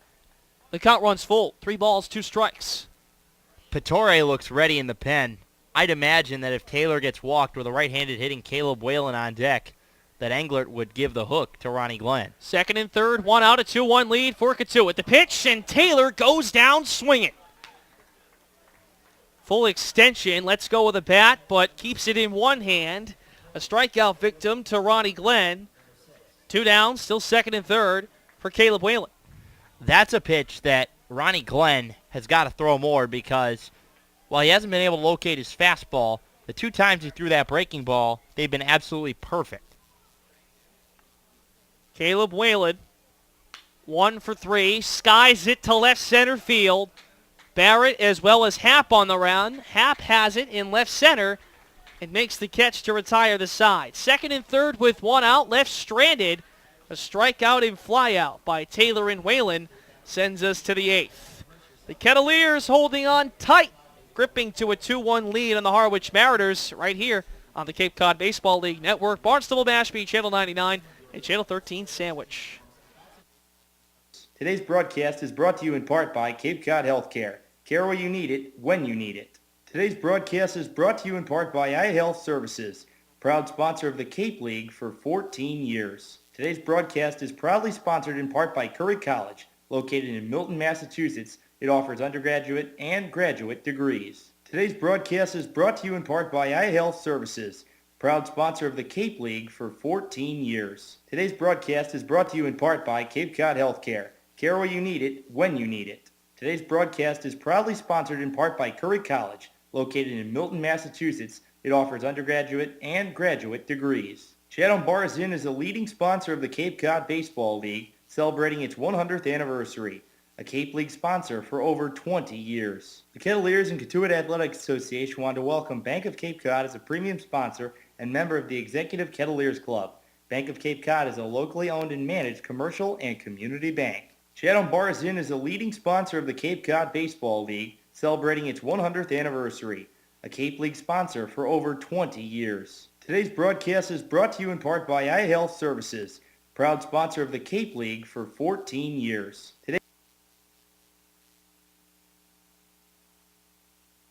Heart of the order due up for the Harwich Mariners against Adam Witt, who got out of a huge jam, bases loaded, a strikeout swinging by Ian Happ to end the threat for the Mariners. First pitch to Sal Annunziata is a fastball that misses low and away for ball 1. Adam Witt, as a submarine pitcher, has somewhat of a rubber arm, although Jeff Kinley is warming in the pen. 1-0, breaking ball. Snapped at the knees. Called strike 1. Count even at 1 on Annunziata. He's 1 for 2. Doubled and scored in the 4th for the Mariners' only run. 1-1 offering. Fastball misses away. Count to 2-1. On Annunziata wears number 37. Right-handed hitter from Seton Hall. The Pirates. Waggles the bat. Witt sets, and the 2-1 on the way. Swing and a miss. Cut through an 83-mile-an-hour heater. Count even at 2. Infield is back for the Kettleers at all spots. Austin Byler shifted towards the second base bag, as is Dalton Doolin, the second baseman. 2-2 on the way. Bring him up. Strike 3 called. Curveball in the outside corner. Annunziata frozen. Adam Witt, through 2 1/3 innings, has struck out 6 Harwich Mariners. Wow. Put away pitches all evening long. He's been locking left-handed hitters up at the knees consistently. And with that strikeout, that is Kettleer pitching's 12th strikeout of the night. It's the most all season, friends. Matt Wynn steps to the plate. Wynn 0 for 2 with a pair of strikeouts and a walk. First pitch. Changeup on the outside corner. Matt Wynn doesn't agree. Has a conversation with Brian Troop, the home plate umpire. 0-1 the count on the catcher from the Virginia Military Institute. Right-handed hitter, slightly open stance. Right sets to the outside. 71-mile-an-hour changeup again. Fouled straight back. Delayed swing by Matt Wynn. 0-2. Kettleers will travel to Spillane Field for a 6 p.m. tilt with the Wareham Gatemen tomorrow. And then we'll head to Doran Park on Monday for a 6:30 tilt with the Bourne Braves. 0-2 on the way. Curveball misses away. Good scoot by Ian Rice behind the plate. 1-2 on Wynn on deck. Sky Bolt, the switch-hitting designated hitter from North Carolina. Witt sets, gets the sign, and the 1-2. Curveball just misses inside. A lot of late break on that. But remember, friends, strikes are to be determined by where the ball crosses the plate, not where it finishes. The glove of Rice was in the strike zone, but the ball did not cross in the strike zone. 2-2, chopped foul behind home plate. Witt resets. Wynn steps out of the batter's box, takes a couple of practice swings. Each team has only 4 hits. Neither team has committed an error. Kettleers got both of their runs in the bottom of the 4th. 2-2 offering. Ring him up. Strike 3 called. Make that 13 Harwich Mariners strikeouts and 7 for Adam Witt in 2 2/3 innings. Adam Witt entered the game tonight with 12 1/3 innings pitched. Greg, guess how many he had in the first 12 1/3 he has so far in this game? I don't understand this at all. Mike Roberts is polling Adam Witt for Jeff Kinley. New pitcher coming in. Kettleers lead 2-1. We'll be back.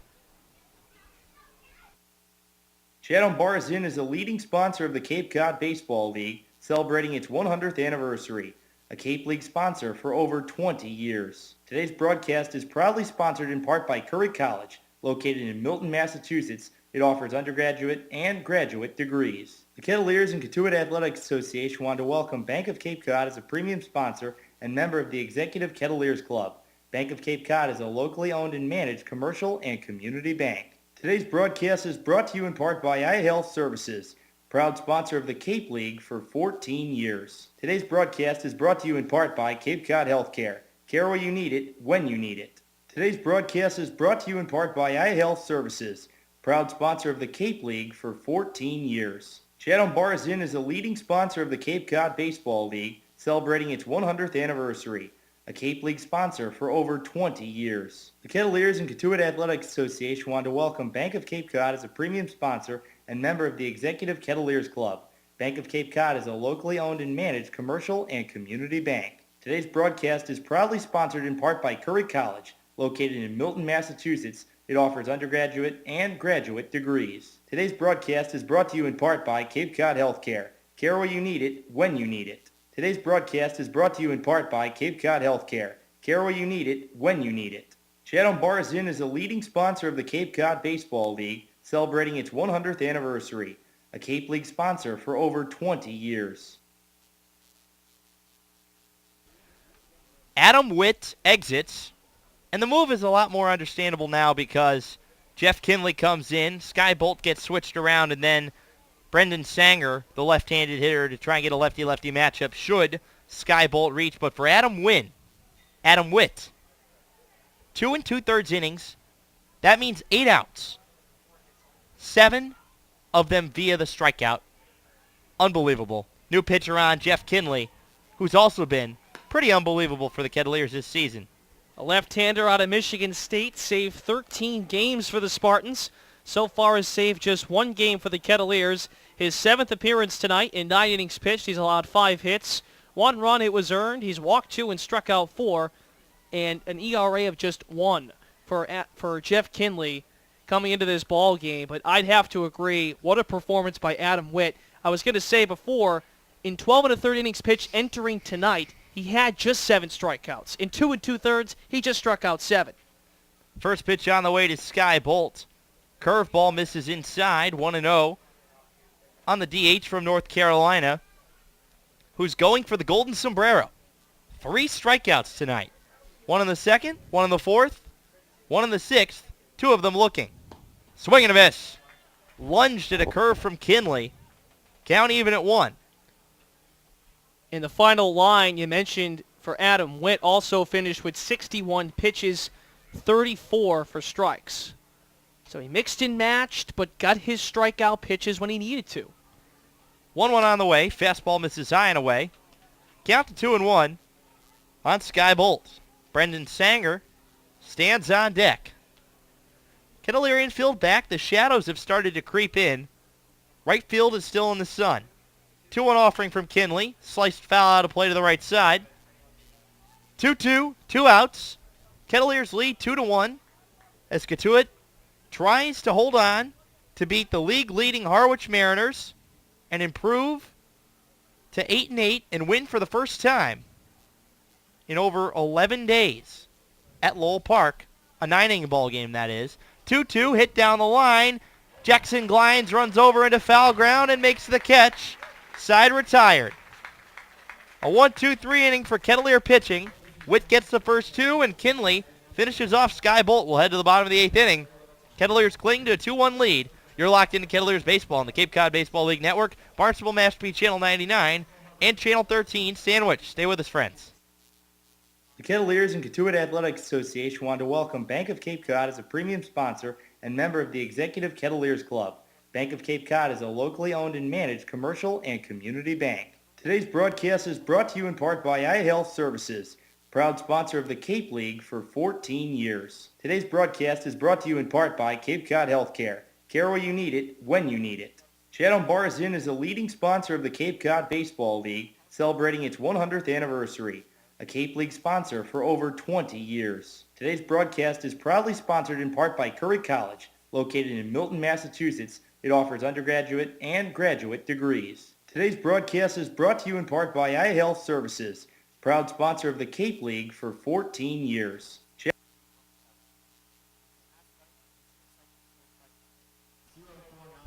Heart of the order due up for the Kettleers against Ronnie Glenn. Squandered a golden opportunity the last time they were at the plate. Runners on second and third with only 1 away. And Ronnie Glenn came back, struck out Logan Taylor, and got Caleb Whalen to fly out to left on the first pitch. Here's Austin Byler. First pitch, hit up the middle, a base hit. Ronnie Glenn spun to his backside to try and snag that ball on the comeback. Byler has his first hit of the ball game. He's 1 for 3. He has a run scored. Scoring in the fourth, the go-ahead run on a Jeremy Taylor RBI single. Byler stands at first for Brendan Hendricks. Lefty-lefty matchup. First pitch on the way. Hendricks shows bunt, pulls back. 1-0 on the DH from USF. Not to be confused with the University of South Florida. USF known as the University of San Francisco, the Dons, which is a warrior, a Spanish warrior. Their logo and mascot is Zorro. 1-0, fastball, catches the low outside corner, count even at 1-1. USF products Kyle Zimmer and Bradley Zimmer have come through Cotuit. Runners going, swing and a miss, a failed hit and run, fouled into the glove. 1-2 the count. Byler does steal second. A failed hit and run attempt. No way Hendricks would have swung at that pitch up and in had a hit and run not been called. It almost hit him. Glenn sets in the 1-2. Breaking ball loop to left field, a base hit. Byler rounds third. He's going to be held up by Mike Roberts as Ian Happ gets to it quickly. Ronnie Glenn in trouble again. First and third. No outs for Jake Fincher. That's the right move by Mike Roberts to hold up Austin Byler at third. You have the opportunity for a big inning with still nobody out. And you let that situation ride out and let the bats do the talking. Steve Englert is going to come out and have a chat with Ronnie Glenn. Pittore is ready in the bullpen. The entire infield gathers around, but it looks like it's Ronnie Glenn's game for now.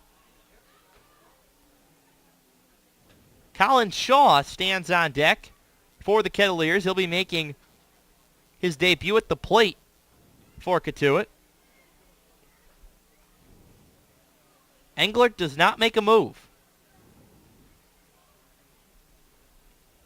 Jake Fincher will step to the plate. Fincher on the day.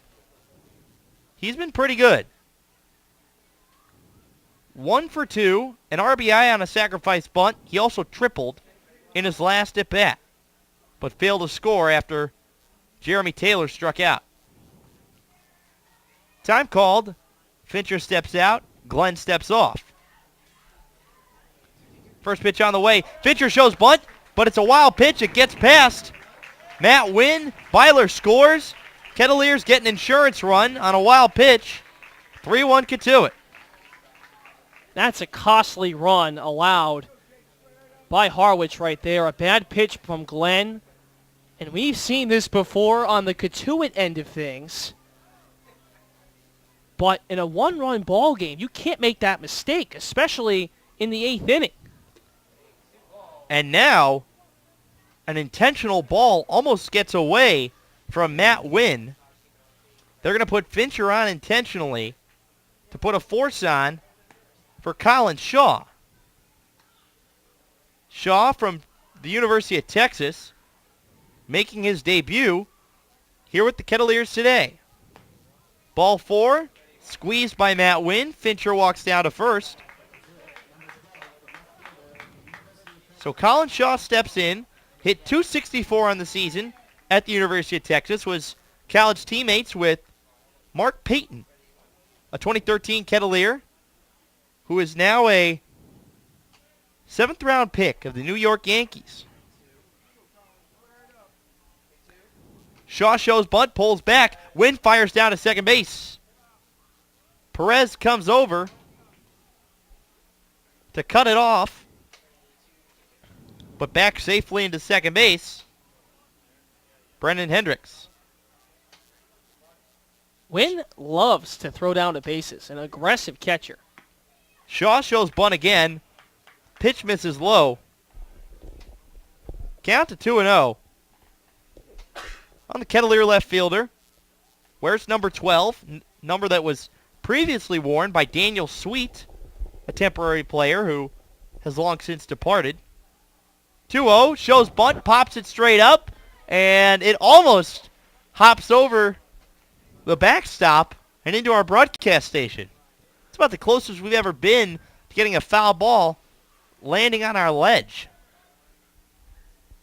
That would have been something. He's not the best color man in the game for nothing, folks. Great analysis by Mr. Brendan Glasheen. 2-1. Bunt showed, pulled back, but a strike called at the knees. 2-2. What movie is that line I just quoted from? He's not the best color man? He's not. They don't call him the best color man. I messed up the line. But it's Major Dodgeball? League. It's Major League. Oh, all right. 2-2. He shows bunt again with 2 strikes, pulls back, count to 3-2. I thought you might have been trying to call me Cotton from Dodgeball. No. Harry Doyle, the Cleveland Indians broadcaster, is played by the great Bob Uecker. Bob Uecker, one of the characters in professional baseball. 3-2. Ring him up. Strike 3 called. Shaw shows bunt again. But home plate umpire Brian Troop rings up Colin Shaw. So Mike Roberts trying to play small ball, but he can't. He shows bunt with Shaw in every single pitch of that at-bat. Runners at first and second, 1 out for Jackson Glines. Glines, left-handed hitter. 1 for 2, a single and a walk and a strikeout.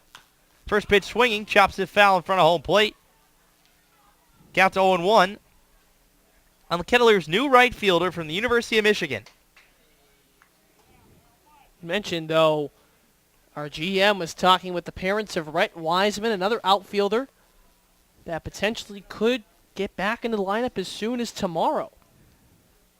From the sources that we've been told, Wiseman is on his way here, which would be an unbelievably quick turnaround. Ground ball hit to the second baseman. Perez tags the bag, fires on to first. Not in time. Sal Nunziata can't believe it. He thought he had an inning-ending double play. Fincher forced out at second. Advancing to third, Brendan Hendricks. Steve Englert is having a conversation, a friendly conversation, with John Patala at first. A reminder, friends, our umpires are brought to you by Friendly's Ice Cream because we want all of our conversations with our umpires to be friendly. I could use some ice cream. It's been hot today. I wore jeans. Not necessarily a smart move. It's getting a bit chilly. I applaud that you manned up and wore some jeans today. First time I've worn jeans to a broadcast all season long. First pitch on the way to Dalton Doolin. Breaking ball at the knees, but called a ball. Hendricks at third. Glines at first. 2 outs. Glines going. Hit and run. Chop to the second baseman. Perez picks it up. Fires across in time to get the speedy Dalton Doolin. Kettleers do add one. A critical insurance run. We'll head to the ninth. Kettleers 3 outs away from a 2-game winning streak and winning at Lowell Park for the first time since Sunday and winning their first 9-inning game at Lowell Park for the first time in over 10 days. Stay with us here on the Cape Cod Baseball League Network. Today's broadcast is brought to you in part by Cape Cod Healthcare. Care where you need it, when you need it. The Kettleers and Katuitt Athletics Association want to welcome Bank of Cape Cod as a premium sponsor and member of the Executive Kettleers Club.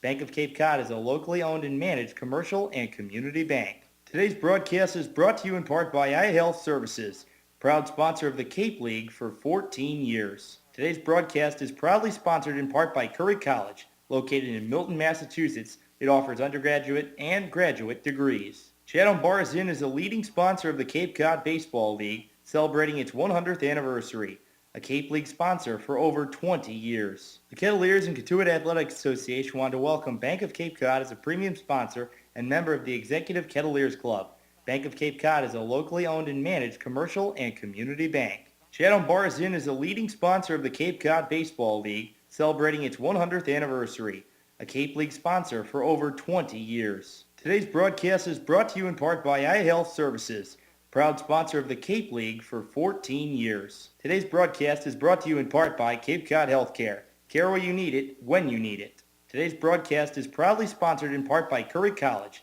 located in Milton, Massachusetts. It offers undergraduate and graduate degrees. Today's broadcast is brought to you in part by Cape Cod Healthcare. Care where you need it, when you need it.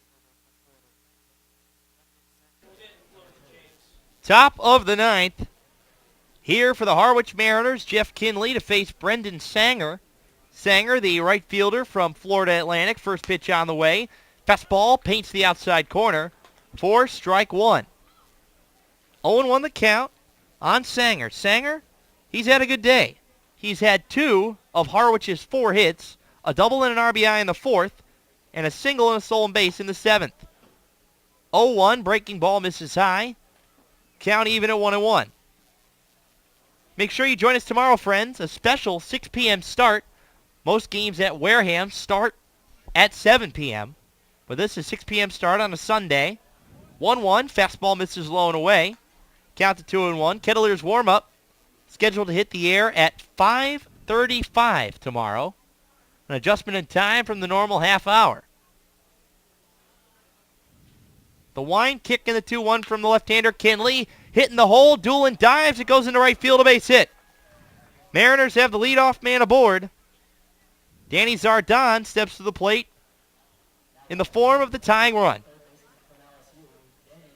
Make sure you stay tuned to the Kettleers Insider postgame show with myself and Brendan Glasheen. Logan James will be our hopeful guest on the postgame to talk about his 5-inning, 1-run start in which he struck out 5 hitters. Time called. Zardone steps back in. 0 for 3, 2 flyouts and a ground out.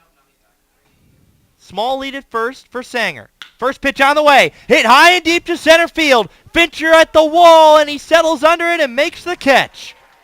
A long, loud out for Danny Zardon. 3 more feet, and we got ourselves a tie ball game. Wow. That was a shot, but Fincher reacted to that hit as if he had no problem getting to it, and he did just that. Just in front of the 360 marker out in center field. First pitch on the way to Angelo Amendolara. Breaking ball that misses inside for ball 1. Amendolara on the day.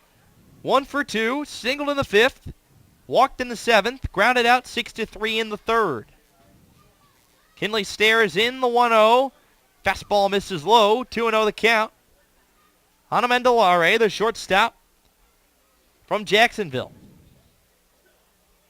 Jacksonville University, known as the Dolphins. 2-0 on the way to the right-handed hitting Amendolara. Fastball taken at the knees, down the heart. Called strike 1, 2-1 the count. On Amendolara. Whalen right next to the third base bag. Big hole through the left side. 2-1 offering. Fastball. Right down Broadway. About 3 inches above his kneecaps. Count even at 2-2. Sanger leads from first. Byler holds him on. 2-2 on the way. Ground ball hit to Dalton Doolin at second. He'll go to first to get the safe out. Moving to second, Brendan Sanger. And Alex Perez represents the last hope for the Harwich Mariners. Kinley's did a nice job coming in, just pounding the zone as Adam Witt did. This would go down as a save for Jeff Kinley if he can record this final out smoothly. Would be his second on the year, and we talked about this in a broadcast yesterday that he's probably now Mike Roberts' go-to guy in these situations. First pitch on the way, fastball. Taken on the outside corner for strike 1. Funny, I mentioned that because Mike Roberts did say after yesterday's game that get used to Trey Wingenter, Jeff Kinley, as well as Adam Witt being the go-to guys repetitively at the end of games. 0-1 on the way. Fastball misses high, count even at 1. Essentially a closer by committee situation for the Kettleers is what Mike Roberts is getting at. Kettleer pitching has only had 2 saves on the year, 1 from Jeff Kinley, 1 from Adam Witt. Kinley sets, looks at second in the 1-1. Breaking ball low and away. 2-1 the count. Should Perez reach, Kyle Barrett stands on deck. Perez, friends, represents the tying run. Kettleer fans cheering on Kinley. 2-1, 2 outs, top of the 9th. 3-1 Kettleers. 2-1 on the way. Fastball misses well away. 3-1 the count on Perez. Perez on the day, 0 for 2, a pair of strikeouts and a sacrifice bunt. 1 swinging, 1 looking. Lefty-lefty matchup, the 3-1 on the way. Fastball high and in. Perez walks. And the go-ahead run steps to the plate in the form of Kyle Barrett. Don't count Harwich out just yet. Because if you recall, opening day here at Lowell Park, back on June 12th, a player named Ben DeLuzio of the Hyannis Harbor Hawks hit a 2-out, 2 RBI triple to allow Hyannis to spoil opening night for these Kettleers. Anything can happen. You have to play to the final out. Lefty-lefty matchup. First pitch to Barrett, hitting the gap in left center field on his horse. Shot dives and makes the catch! And this ball game is over! A game-saving catch from Colin Shaw. Kettleers win 3-1. Yes! The new kid on the block. 2 new corner outfielders. One has a nice day at the plate out in right field, and the other in left field checks into the game late. Man, what a grab. Goes full extension. He doesn't make that catch. That's arguably an inside the park home run. That's a dangerous play, but an awesome play to end the game. Nicely done by Shaw. And the Kettleers knock off the Cape Cod Baseball League's best club to date. What an incredible play to end what has been an incredible game. Kettleers Insider Post-Game Show coming up next on the Cape Cod Baseball League Network. We'll recap this ball game. We'll take you around the league. And we'll have Logan James, tonight's winning pitcher, on the air as our star Kettleer. Stay with us, friends. Again, Kettleers win 3-1 in what's been one great ball game. Kettleers Insider Postgame Show coming up next after this. Today's broadcast is proudly sponsored in part by Curry College, located in Milton, Massachusetts. It offers undergraduate and graduate degrees. Today's broadcast is brought to you in part by Cape Cod Healthcare. Care where you need it, when you need it. Today's broadcast is brought to you in part by iHealth Services, proud sponsor of the Cape League for 14 years. Chatham Bars Inn is a leading sponsor of the Cape Cod Baseball League, celebrating its 100th anniversary. A Cape League sponsor for over 20 years. The Kettleers and Cotuit Athletic Association want to welcome Bank of Cape Cod as a premium sponsor and member of the Executive Kettleers Club. Bank of Cape Cod is a locally owned and managed commercial and community bank. Today's broadcast is brought to you in part by Cape Cod Healthcare. Care where you need it, when you need it. Today's broadcast is brought to you in part by iHealth Services, proud sponsor of the Cape League for 14 years. Chatham Bars Inn is a leading sponsor of the Cape Cod Baseball League, celebrating its 100th anniversary. A Cape League sponsor for over 20 years. The Kettleers and Cotuit Athletic Association want to welcome Bank of Cape Cod as a premium sponsor and member of the Executive Kettleers Club. Bank of Cape Cod is a locally owned and managed commercial and community bank. Today's broadcast is proudly sponsored in part by Curry College, located in Milton, Massachusetts. It offers undergraduate and graduate degrees. Today's broadcast is brought to you in part by Cape Cod Healthcare. Care where you need it, when you need it. Chatham Bars Inn is a leading sponsor of the Cape Cod Baseball League, celebrating its 100th anniversary. A Cape League sponsor for over 20 years. Today's broadcast is brought to you in part by iHealth Services, proud sponsor of the Cape League for 14 years. It's time for the Kettleers Insider Post-Game Show on the Cape Cod Baseball League Network. With a wrap on tonight's game, here's Greg Moraz and Brendan Glasheen. What a game. A pitcher's duel is a way to describe it. Another way to describe it is just two really good teams locked in a really good battle.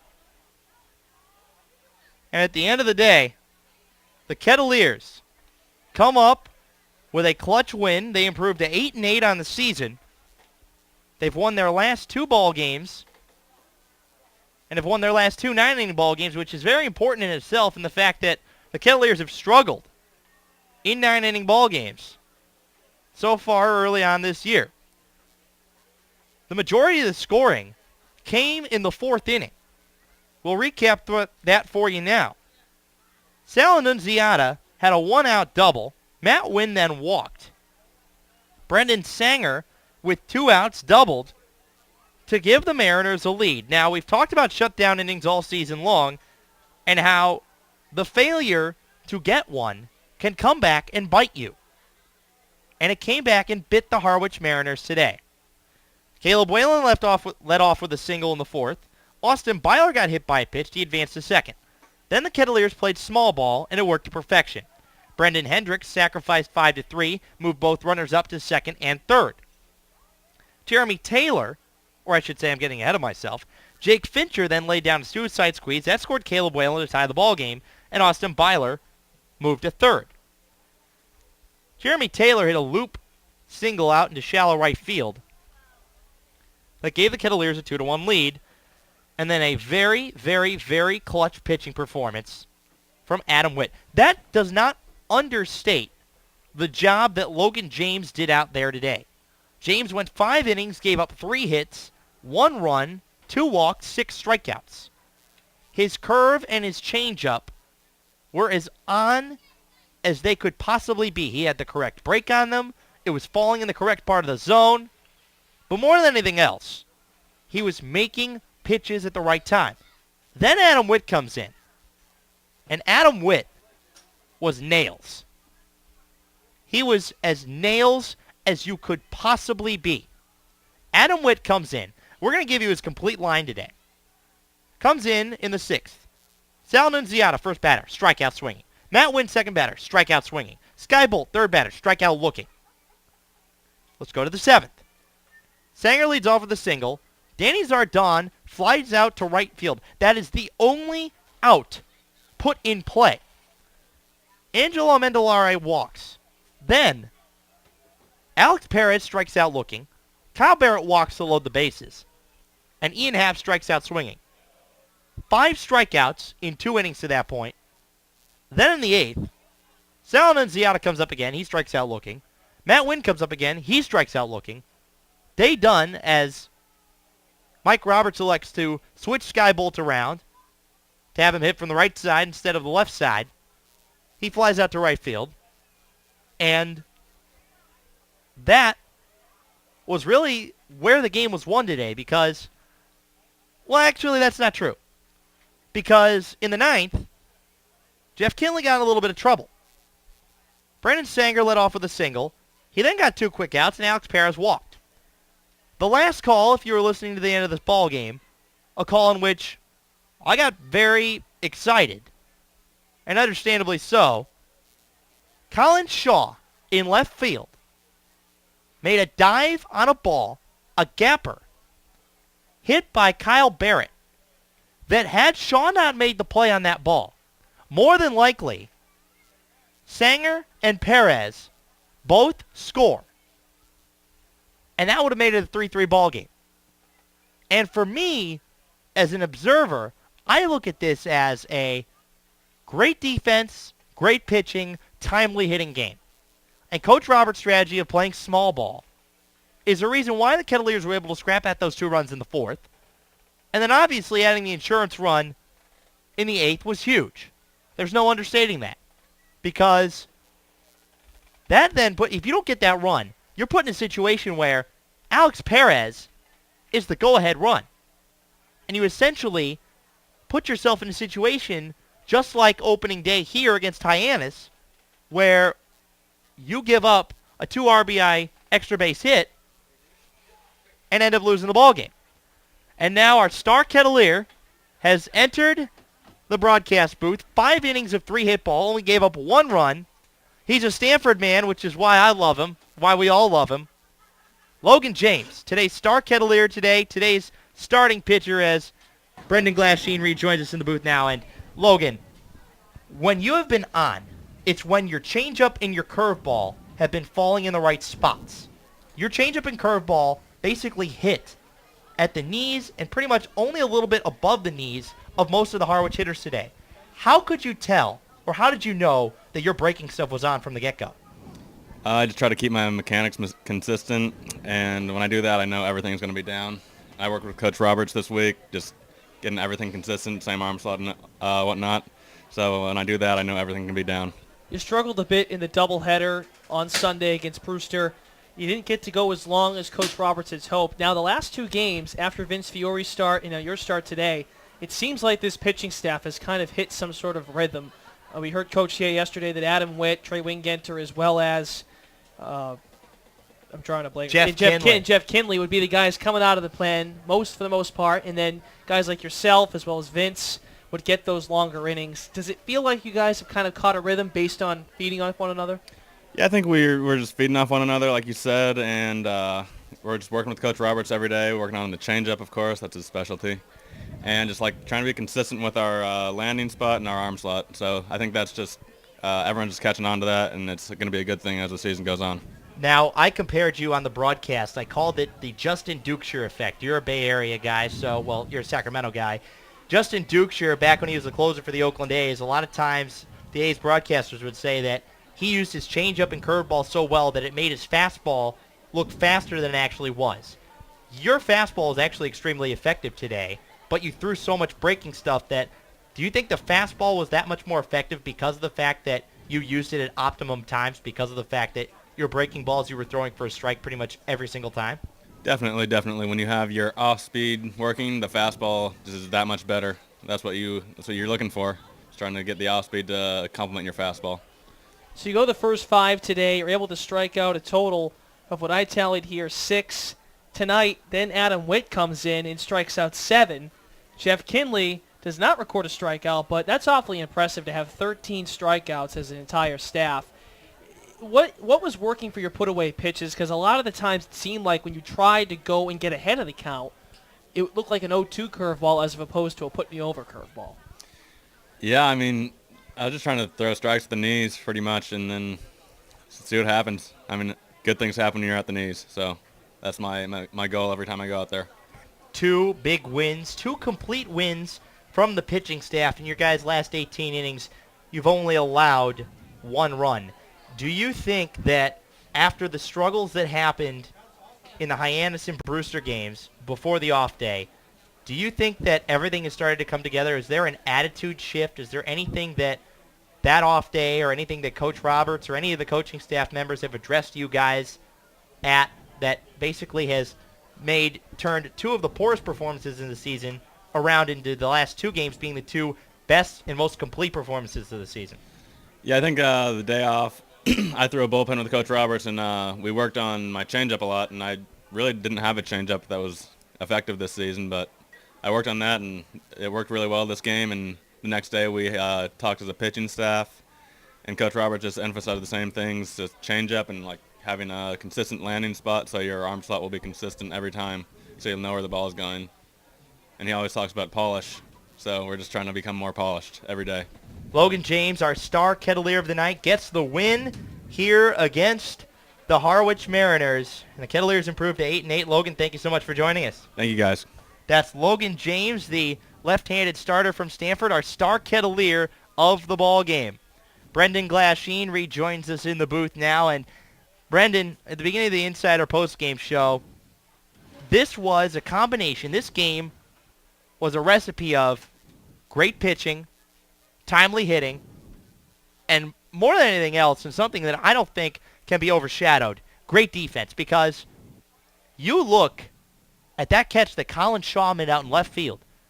If he doesn't dive and make that play, if he doesn't go full extension to make that play on that sinking liner from Kyle Barrett, that ball goes to the wall, and more than likely we're still on the air broadcasting a baseball game because it's a 3-3 tie.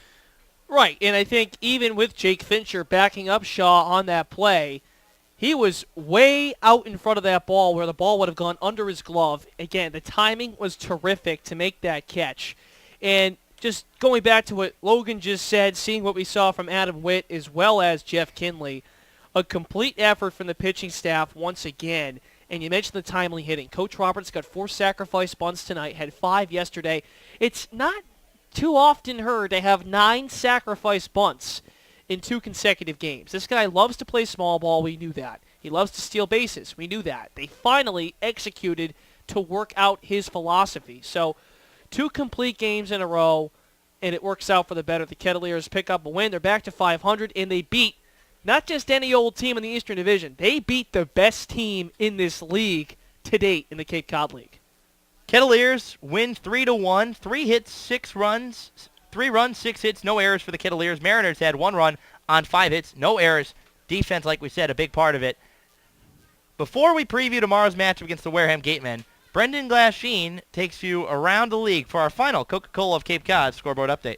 At Stony Brook Field, top of the ninth, the Brewster Whitecaps have a 1-run cushion on the Chatham Anglers 5-4. Top of the ninth, or rather top of the 6th at McKeon Park in Hyannis, the Harbor Hawks have a 5-2 lead on the Bourne Braves, so that would help Katuitt's sake of moving up the standings in the Western Division. However, Hyannis, a team they beat yesterday. Wareham and Falmouth, a 3-0 lead for the Gatemen in the top of the 5th at Arnie Allen Diamond. And finally, bottom of the 3rd at Eldridge Park. On Route 6, the Orleans Firebirds lead the Yarmouth Dennett Red Sox 1-0.